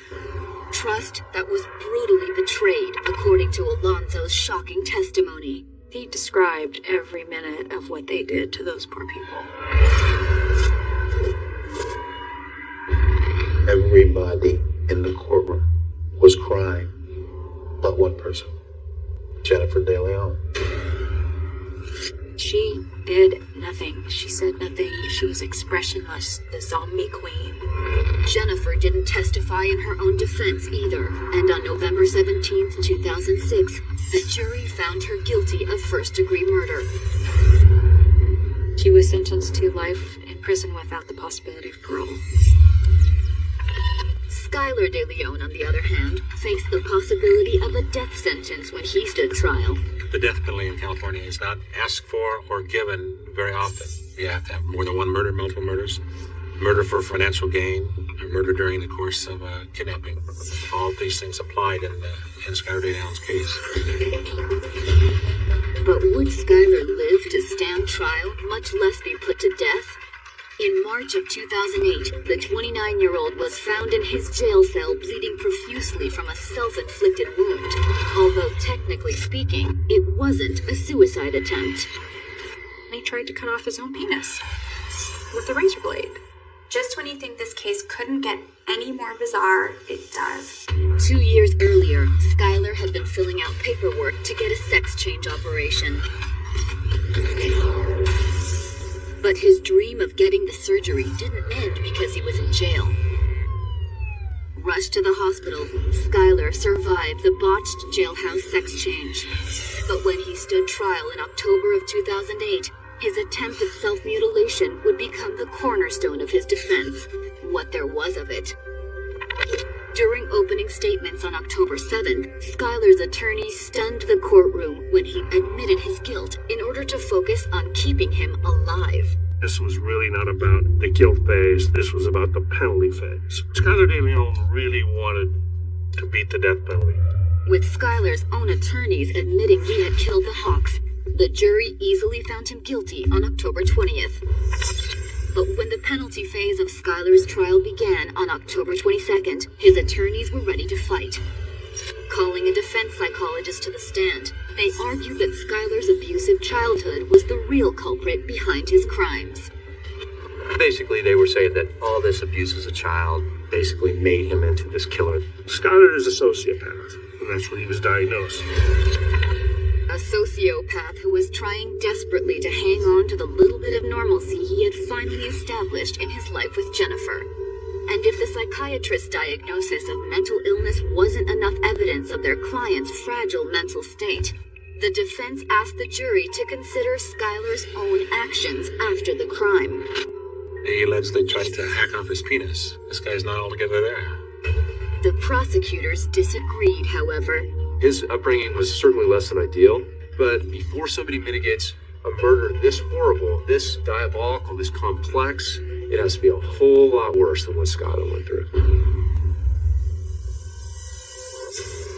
Coming up, will the defense's argument resonate with the jury?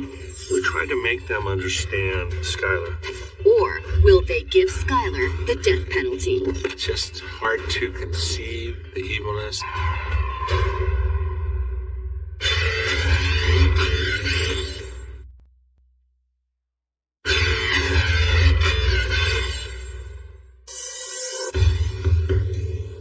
On November 6, 2008, the jury in Skylar De Leon's murder trial announced that they were ready to recommend his sentence. 2 weeks earlier, they had found the former child actor guilty of murdering both Tom and Jackie Hawks and John Jarvie.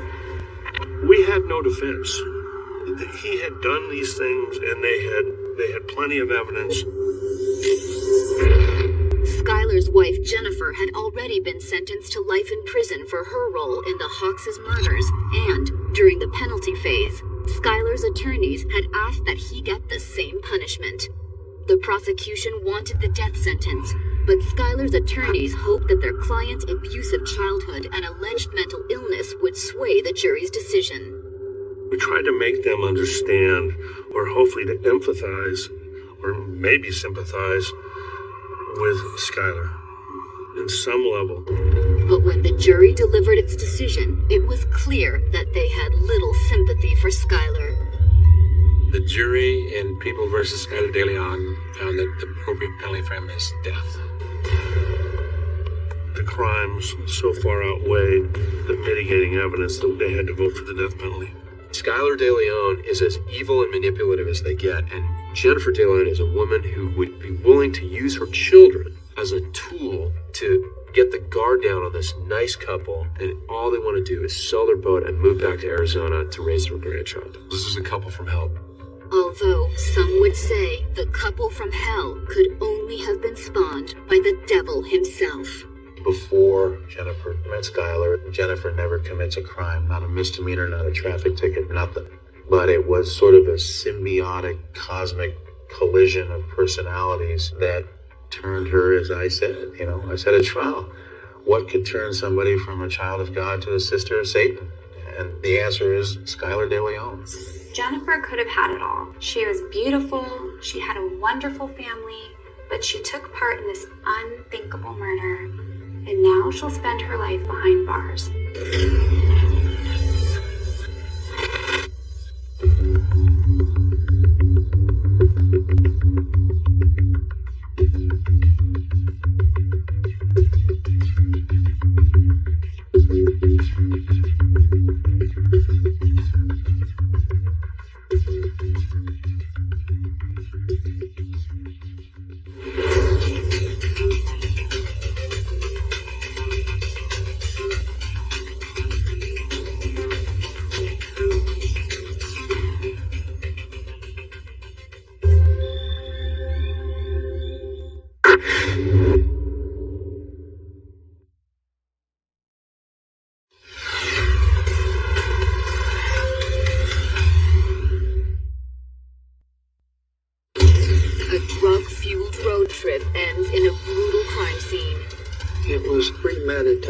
Cold-blooded. One that might have gone unsolved. We had clear pictures of the shooting. There really weren't a whole lot of leads. If the gunman hadn't struck again. He had been shot in the head. And when they were caught, it would be hard to say what was more shocking. Was it the couple's identities? 2 18-year-old kids. She comes from a very prominent family. Or was it the supposed inspiration for their murderous spree?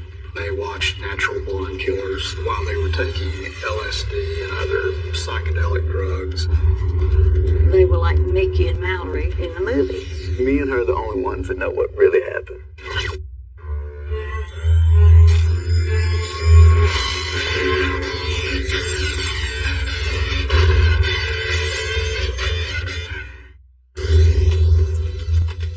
March 8th, 1995. It was a few minutes before midnight when a man walked into a convenience store in Ponchatoula, Louisiana, a town of 6,000, an hour north of New Orleans. Ponchatoula's a, sleepy little community, not much crime. But that night, a crime had occurred.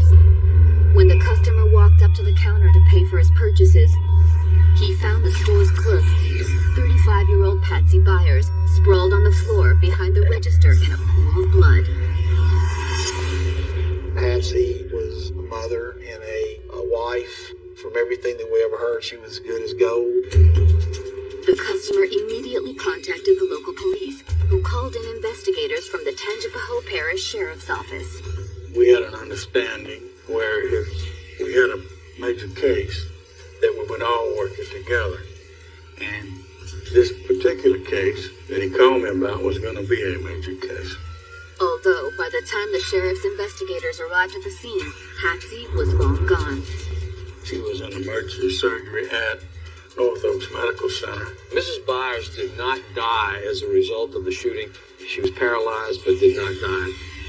Considering her critical condition, it would be some time before Patsy was able to give the investigators a statement and hopefully identify her assailant. Fortunately for the investigators, the convenience store also had a security camera of sorts. These were still photographs. It wasn't a motion picture type camera. It was one that would take a series of 1 second interval pictures. The camera was crude and the images were grainy, but starting at 11:52 p.m., the photos had captured the entire crime.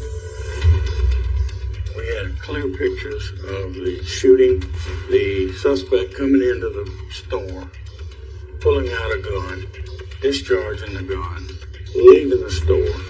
Surprisingly, the images revealed that Patsy's shooter appeared to be a young woman. And when investigators finally identified her, they would be shocked to learn that the unlikely suspect was a wealthy teenager with family ties to Oklahoma's political elite. And she hadn't been alone that night. The shooting was part of a murderous joyride she'd taken with her boyfriend and partner in crime.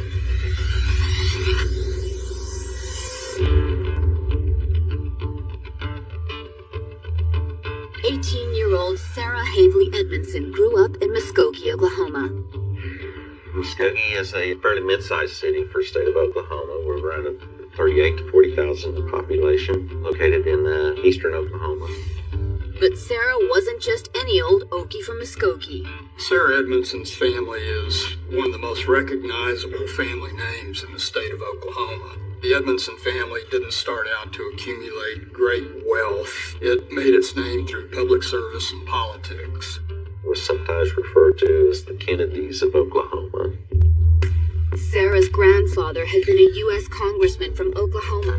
Her great-uncle had been the state's governor and a U.S. senator. Her uncle at the time was the Attorney General of the state of Oklahoma. And her father was a district court judge. Some of the finest people you would ever want to meet. Needless to say, Sarah enjoyed a privileged upbringing. Status, money, everything that a person could really want. And by the time she was a teenager, it appeared that Sarah was on the fast track to popularity too. She's petite, good looking, very cute. She was an editor of the yearbook in the newspaper and active in student affairs and made good grades in high school. But by the time Sarah was 15, a string of incidents had sent the promising teen spinning off course, starting with the death of her beloved grandfather. She couldn't handle her grandfather dying when she was 14 years old.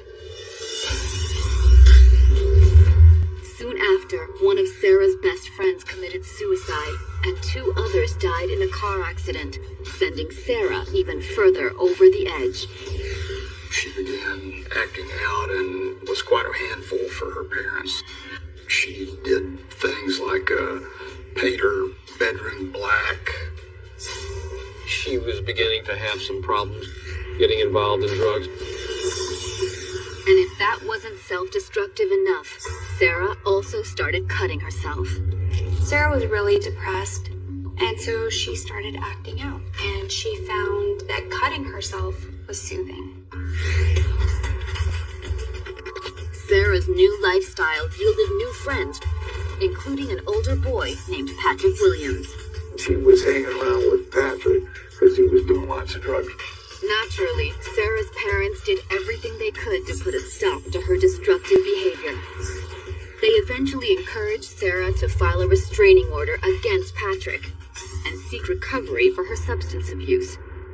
They had to send her to a drug rehab center. It was just the right thing to do. The treatment appeared to put Sarah back on track. She graduated from high school with honors in May of 1994. And in January of the next year, enrolled at Northeastern State University in Tahlequah, Oklahoma. It's north and east of here, about 25 to 30 miles away. It's a college town, mainly. Unfortunately, the recovering addict had barely settled into her dorm before she started slipping. Soon, Sarah was sampling the college town's drug culture at a rundown rental house off campus that catered to addicts, a place that students called the commune. That was a house where self-described hippies like to gather. And it was at the commune that Sarah first met the boy who would change the course of her life, an 18-year-old outcast named Ben Darris. Ben came from a very poor family. They were from a different part of society than the Edmondsons. Ben's early adolescent years had been especially difficult. Ben's father did commit suicide, and that had an effect on him. Only 13 years old when his father killed himself, Ben took the tragedy hard. After his father's suicide, Ben's mother had him institutionalized for about 8 weeks. Like Sarah, the treatment seemed to help. But unlike her, he struggled in school. He was marginally illiterate. He was the kind of guy that was high school dropout. For the next year, Ben dabbled with drugs, joined a local rock band, and basically drifted. He had some substance abuse problems. I think he had a couple of minor arrests. 18 years old, never really held a job, never did anything of significance at all, had no guidance in life, was going nowhere in life. Ben was going to the commune, however, which is where he first set his eyes on Sarah in January of 1995. Ben and Sarah spent many hours with their friends at the so-called commune in Tahlequah, taking drugs and drinking and hanging out. Ben immediately fell for Sarah. He looked at her. That was it. I think perhaps he was infatuated with Sarah for many reasons. She was an attractive young lady. She also came from a family that was very different from his, something that he had never experienced. And Ben's bad boy background likewise appealed to Sarah. You know, a lot of times people who come from prominent families, some of the children, they become rebellious. Soon, the teenagers were a couple. They started hanging around together. It was a quick courtship. One fueled by Ben and Sarah's undeniable chemistry. They had a pretty intense relationship when you get right down to it. Although, when it came to Ben and Sarah's relationship, chemistry applied to more than just their physical attraction. They were smoking a lot of dope and doing psychedelics. They got into some very heavy LSD. For the next several weeks, the couple was inseparable. Sarah's college studies all but forgotten. They began spending more and more time together. Sarah even brought Ben to a gathering at the family's vacation cabin and introduced him to her parents. The sullen young man wasn't exactly a suitable match for the heir to one of the state's most prominent political families. The family really didn't approve of him at all. He just wasn't the type of person the family believed should be dating their daughter. Sarah was undeterred by her parents' feelings about her new boyfriend. If anything, the family's rejection may have strengthened the bond between her and Ben. They stuck together and was pretty much alone together, didn't associate too much with anybody else. And 2 weeks later, on March 5th, the smitten teens returned to the family's lake cabin, alone. They were doing drugs, doing LSD. He'd taken 4 hits of LSD, and most people only took 1 hit, and Sarah had taken 2 hits. And there were a variety of other pills they were taking. Strung out on the drugs, they stayed up all night watching movies. They watched many things that night, one of which was Natural Born Killers. While they were taking LSD, watching this very violent movie that was kind of a psychedelic Bonnie and Clyde type story. That is when they hatched the idea of going on a road trip. And then, sometime the next day, the outcast lovebirds decided there was only one thing left to do. Leave. There was nothing to hold them in Oklahoma. Sarah had all but dropped out of school. Her family had rejected Ben. All they had was each other. Why did they go on the trip? Adventure. 2 young people, they wanted to take off, wanted to leave. From the cabin, the couple headed east. They had decided that they wanted to come to Memphis to see a Grateful Dead concert. Unfortunately, the drug-addled pair had overlooked one minor detail. When they got here, they realized that the concert wasn't here at the time. Only missed it by a week. So after a short stop in Memphis, the couple's road trip suddenly needed a new destination. Let's go to New Orleans, or let's go to Orlando, or let's go somewhere else. The couple never really came to a definite decision about which direction to go. But as their drug-fueled road trip took them further south, they would end up taking a deadly detour.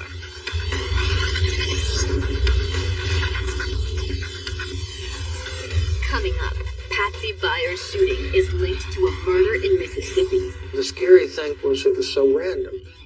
Then, one killer is betrayed by a blast from the past. Patrick was an ex-boyfriend.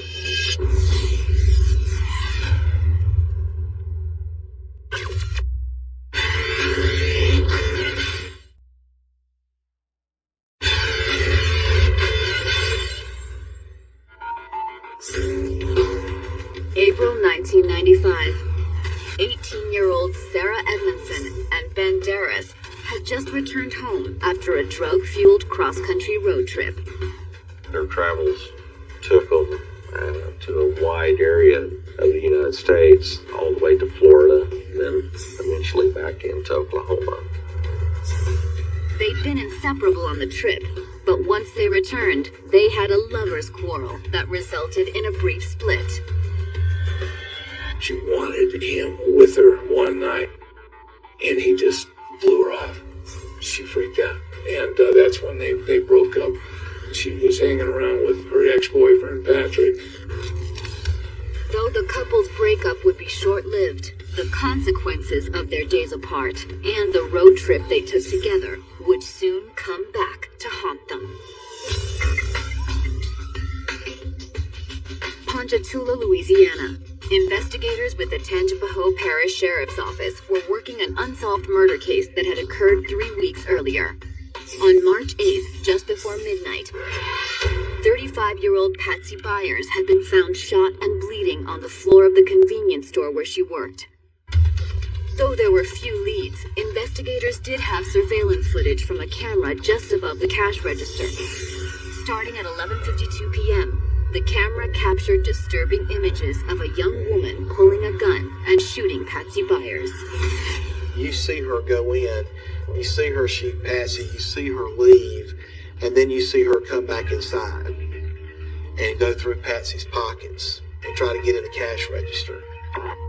Police had released the surveillance photos to the media, hoping someone might recognize the mysterious woman in the striped hooded jacket. We had clear pictures of the shooting. We then made the pictures available to the news media, hoping that we could generate some activity.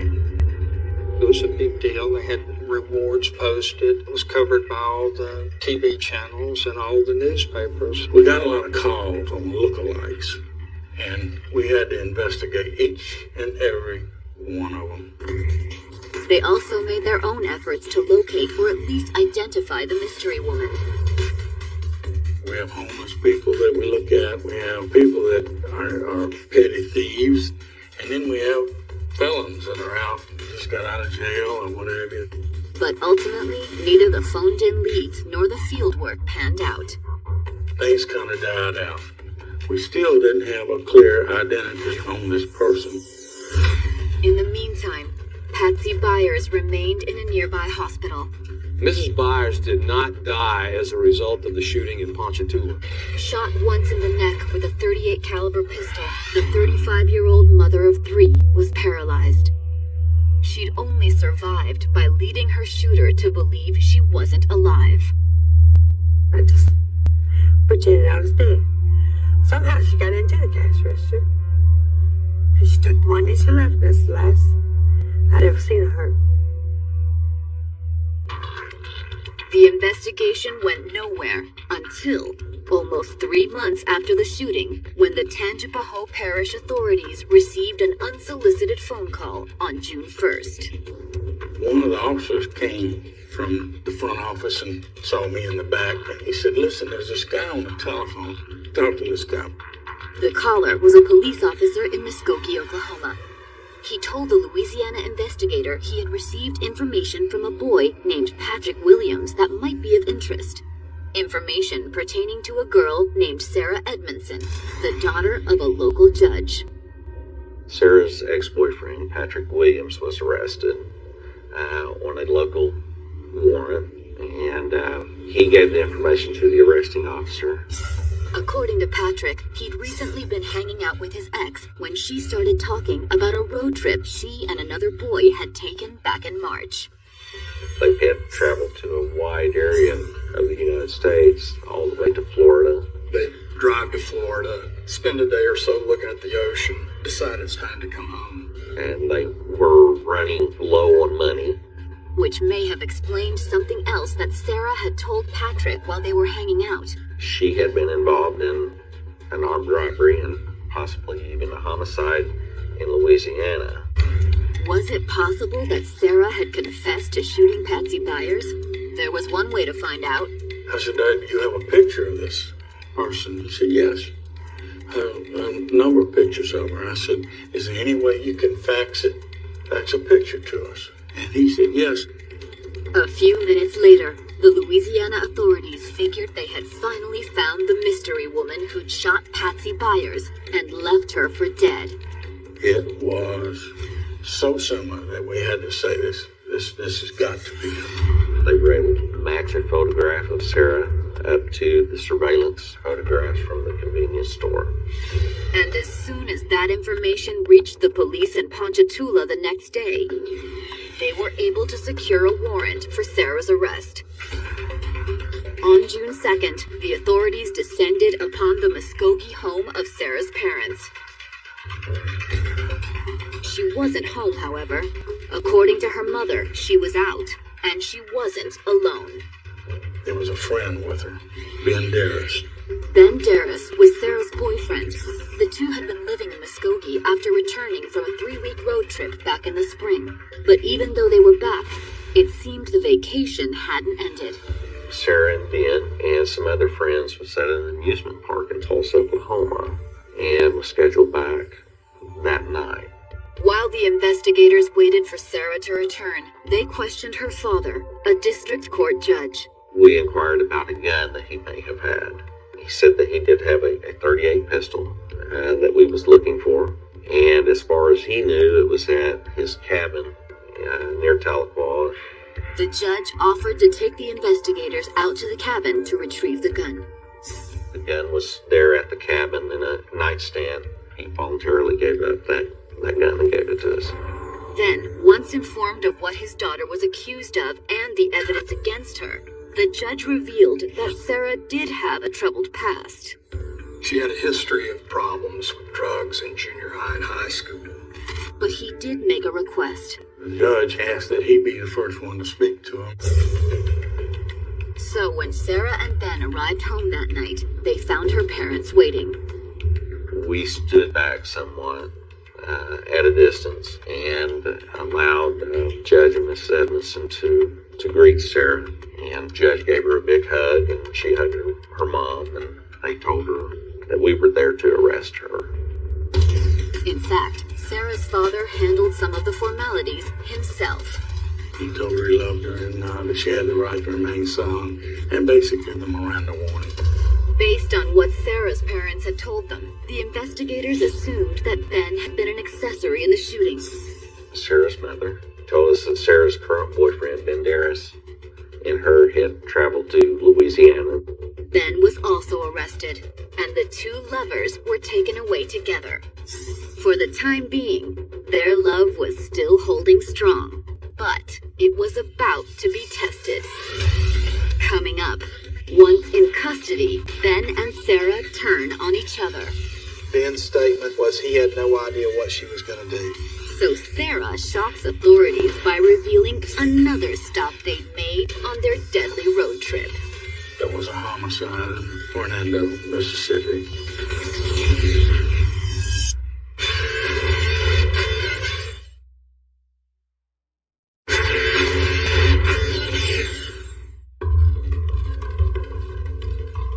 June 3rd, 1995. 18-year-old Sarah Edmondson, the daughter of a prominent Oklahoma judge, had just been arrested for shooting convenience store clerk Patsy Byers in Ponchatoula, Louisiana. Also arrested as an accessory was Sarah's 18-year-old boyfriend, Ben Darris, who'd been on the spontaneous road trip with her when the crime occurred. Once in custody, Sarah had heeded her father's warning and refused to talk. But not Ben. Despite his intense relationship with Sarah, he immediately folded. Ben was not educated, but he was not stupid. We took Ben to the United States Attorney's Office and talked to Ben about their travels from Oklahoma and down to Louisiana. During the interview, Ben also confirmed that it was Sarah in the photographs from the convenience store. Ben admitted being there with Sarah. Although, the way Ben described it, he was essentially a bystander to Patsy Byers' shooting at the convenience store. Ben's statement was he had no idea what she was going to do. He asked her to go in and get some merchandise. He stated that he sat outside in the car and Sarah had gone in. But while he claimed he hadn't been involved in the shooting, he did take some responsibility for the robbery. Sarah had actually came out without the money, according to Ben, and Ben had to send her back in to go and get the money. And this was after Sarah had shot Patsy Byers. Shocked by the shooting, Ben said he and Sarah had spent the next week or so wandering aimlessly before returning to Muskogee. During the interview of Ben, we went over their travels and their routes where they had been. Soon the couple was back on the road, but this time in custody. They were extradited to Louisiana to face charges of armed robbery and, in Sarah's case, attempted murder. Things did not look good down in Louisiana. If convicted, Ben faced a possible 99-year sentence, while Sarah faced a total of up to 149 years. It was sinking in that this was real, this was not a childlike game, and that she was looking at serious trouble. But Sarah's political family was prepared to fight against the guy they believed responsible for their daughter's demise. I think that Ben Darris was a perfect storm for Sarah in that she had a drug addiction and that Ben was able to fuel that, and that she had something in her that gave her the ability to do this, and that Ben brought that out of her. Sarah's parents feared that Ben's statement would create an uphill battle for her defense. But what they didn't know was that Sarah had one major card to play against Ben. In July of 1995, a month after Sarah's arrest for the shooting of Patsy Byers, her attorneys contacted the authorities in Hernando, Mississippi, and informed them that she had information about an unsolved murder case. But she wasn't willing to tell the information unless she was granted immunity. The deal was quickly cut.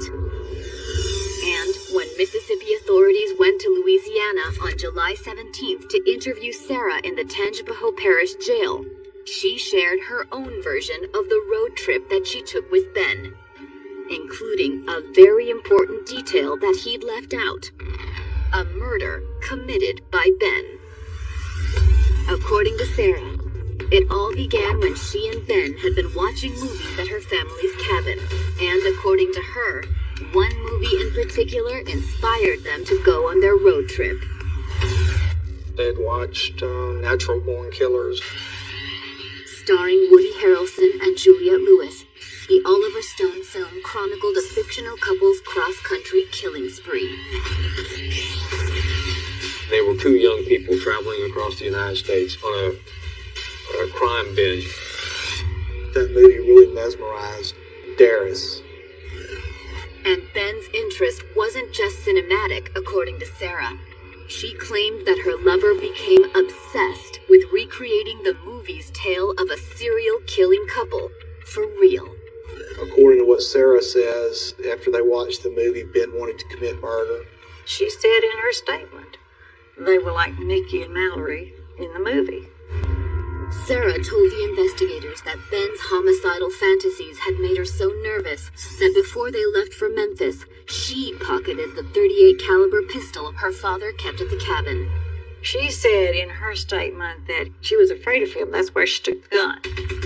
Despite her apparent fear of Ben, the love-struck teen hit the road with him, a loaded .38 and a hefty supply of drugs in tow.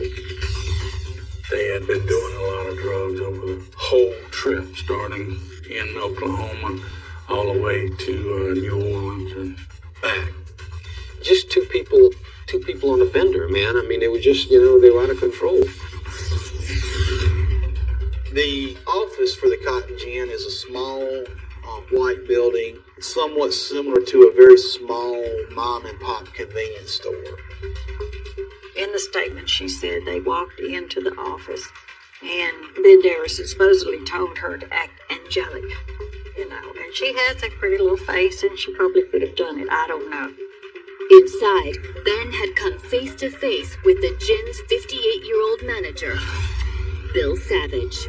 Bill was a farmer. He was a gin operator. He was a very well-respected man in the community. He was loved in the county. He was active in his church.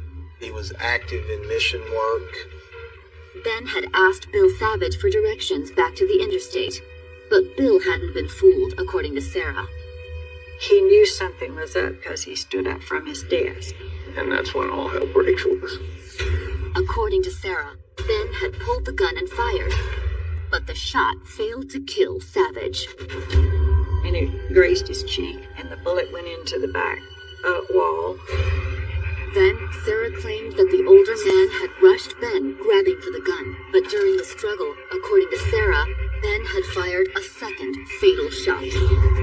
While they were wrestling, he got it to where he could shoot it.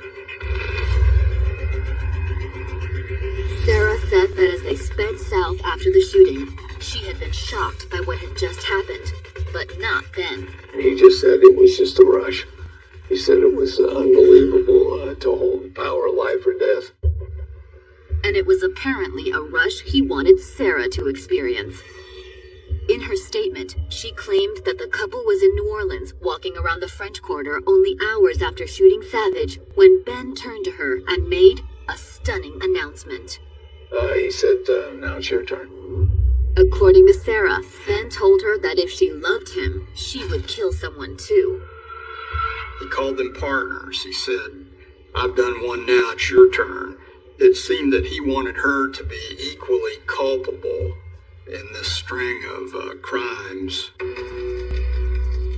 Contrary to what Ben had earlier told the Louisiana police, Sarah claimed that shooting Patsy Byers had been his idea. You have dueling banjos. Darris would point the finger at her, and she would point the finger at him. According to Sarah, she tried to ignore Ben, but it was no use. He had been adamant that they should kill again. With Sarah's statement complete, investigators were stunned, especially considering that they'd had no leads on the Bill Savage murder due to the random nature of the crime. We were at a dead end. We had uncovered every rock, every stone we could, and just were nowhere at this point in time. We never connected the crime in Hernando with the crime in Ponchatoula. And they never would have if it hadn't been for Sarah. Coming up, the prosecutors try to answer a tough question. Was she trying to put it off on him when she actually did it?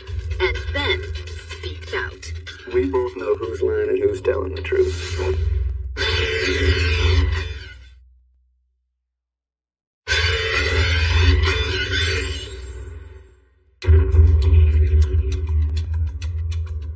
By July 17th, 1995, the authorities in Mississippi and Louisiana figured they had solved two shocking crimes. One was the March 7th murder of 58-year-old Bill Savage, a businessman in the small town of Hernando, Mississippi. It was a premeditated, cold-blooded killing. And what was more frightful than anything else, it was so random. The second crime, the March 8th shooting of a convenience store clerk, wasn't technically murder, but its aftermath was horrifying enough. The victim, a 35-year-old convenience store clerk named Patsy Byers, had been left paralyzed from the neck down, her spinal cord severed by the bullet. When she come there and shot me, she killed Patsy Byers. And I think I'm going to be like this the rest of my life. Just as shocking was the identity of the young woman charged with shooting the clerk, an 18-year-old Oklahoma native named Sarah Edmondson. It was a very prominent, powerful Oklahoma political family that she came from. Her father, Jim, at the time was a district judge in Muskogee County and is now an Oklahoma Supreme Court justice.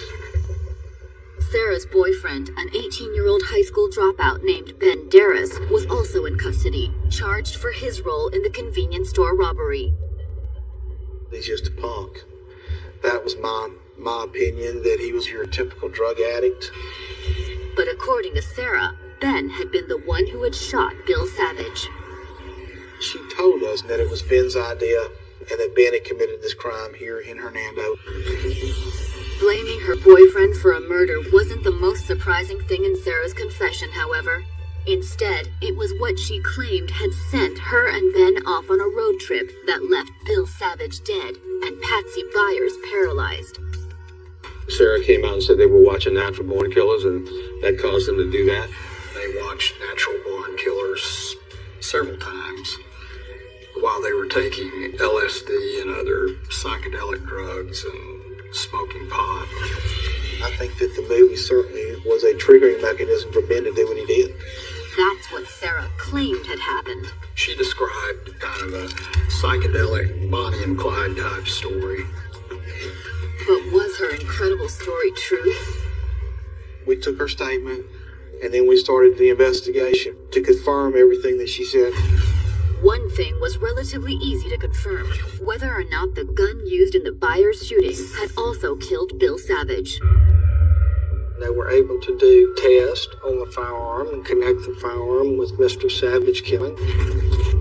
However, unlike the shooting of Patsy Byers in Louisiana, the Mississippi investigators couldn't prove who had pulled the trigger. The only unknown at the time was if she tried to put it off on him when she actually did it. In the end, it didn't really matter. Between Sarah's statement and the ballistics, the authorities had more than enough to charge Ben with Bill Savage's murder.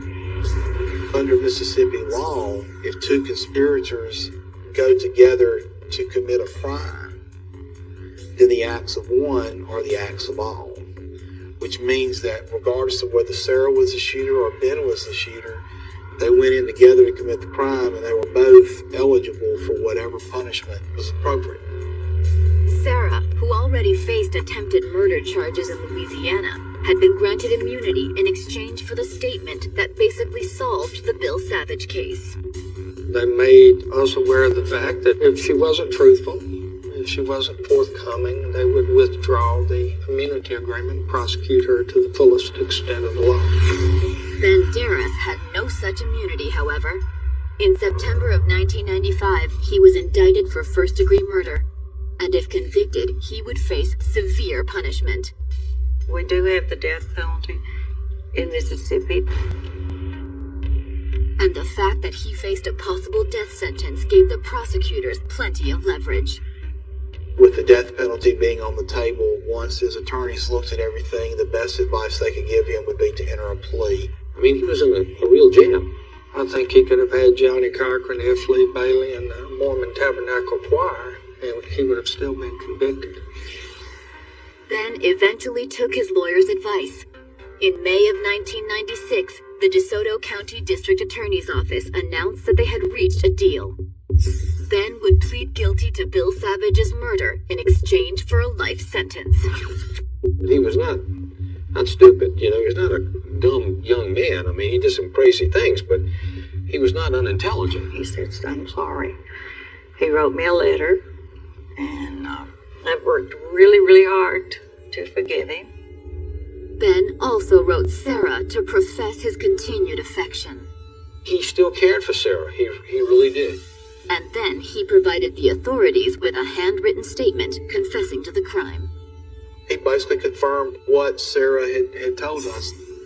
In Louisiana, Ben pled guilty to armed robbery for his role in the Byers shooting, receiving a 35-year sentence. But despite claiming that he still loved her, he agreed to testify against Sarah, who was still awaiting trial for armed robbery and attempted murder.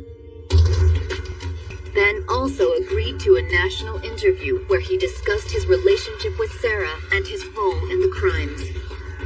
We were just your basic boyfriend and girlfriend. When asked about the night that Patsy Byers was shot, Ben claimed he hadn't been the one encouraging Sarah to commit the crime. I wasn't like the little cheerleader squad from hell, like they're trying to make out, you're bad enough, good enough, or whatever. I was nothing like that. As for his own actions, Ben showed remorse, especially for the lifestyle that he claimed led to his violent behavior. Never going out and taking any responsibility for myself, never getting a job, never finishing school, never doing anything the hard way. Did everything the easiest way I could. When it came to Sarah's downward spiral, Ben had his own theory. She didn't want to be governor of Oklahoma. She didn't want to be a district judge. She didn't want to be her dad or grandpa. But despite his openness about their past, Ben still wouldn't provide details about the crimes. Me and her are the only ones that know what really happened. We both know who's lying and who's telling the truth. But were Sarah and Ben the only ones responsible for their murderous crime spree? In June of 1996, best-selling author John Grisham wrote a scathing magazine article about the case. John Grisham, the famous legal novelist, weighed in. He had worked as an attorney in Hernando, Mississippi, and personally knew William Savage, and he took it personally. He was trying to bring attention to Hollywood and to producers and directors that they need to be more responsible with what they put on film, because he felt very strongly about this. And he had even stronger feelings about the film that supposedly inspired Ben and Sarah's crime spree, Oliver Stone's Natural Born Killers. He also said that that movie should have been outlawed. It was just, well, it was almost pornographic about, what a high it is to kill somebody. This became a big case, big news. Patsy Byers' family took things even further. They filed a multi-million-dollar civil suit against Stone and eventually took legal action against Time Warner for product liability. With a national debate brewing over who was to blame, the issue would ultimately be left to the courts to decide. Coming up, Sarah faces a tough choice. This young, beautiful girl had jeopardized the rest of her life. And Hollywood goes on trial. It was an attack, really, on the First Amendment of the United States, free speech.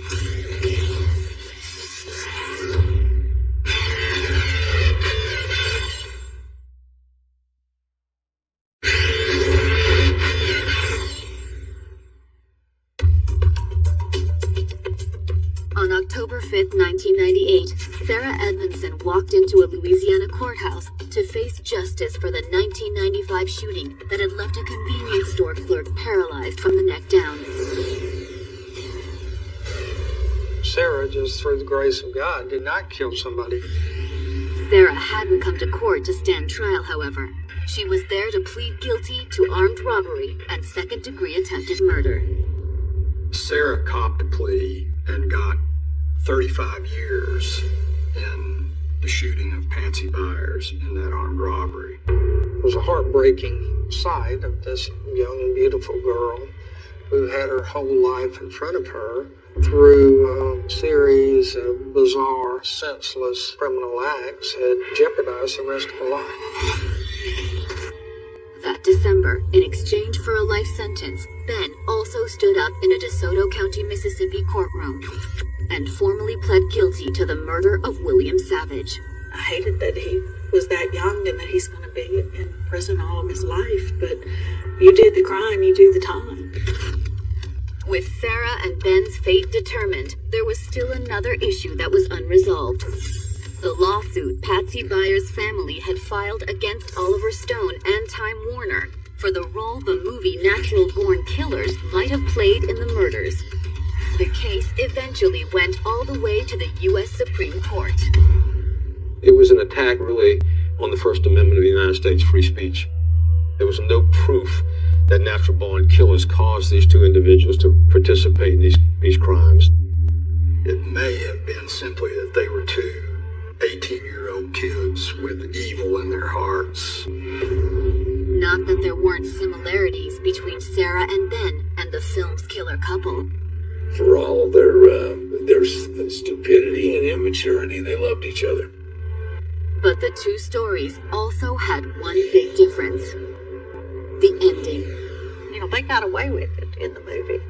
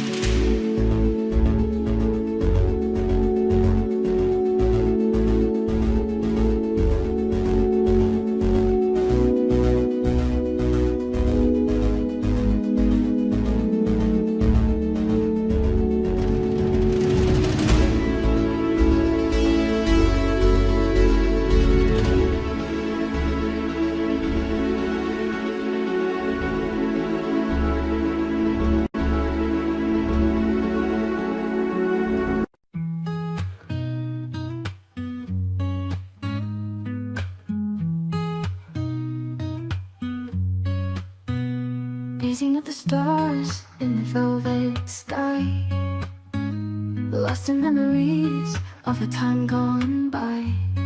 Melodies of the past played in my mind, whispers of the wind slowing down time. Let the music surround us, take us away to a sweeter place where memories stay.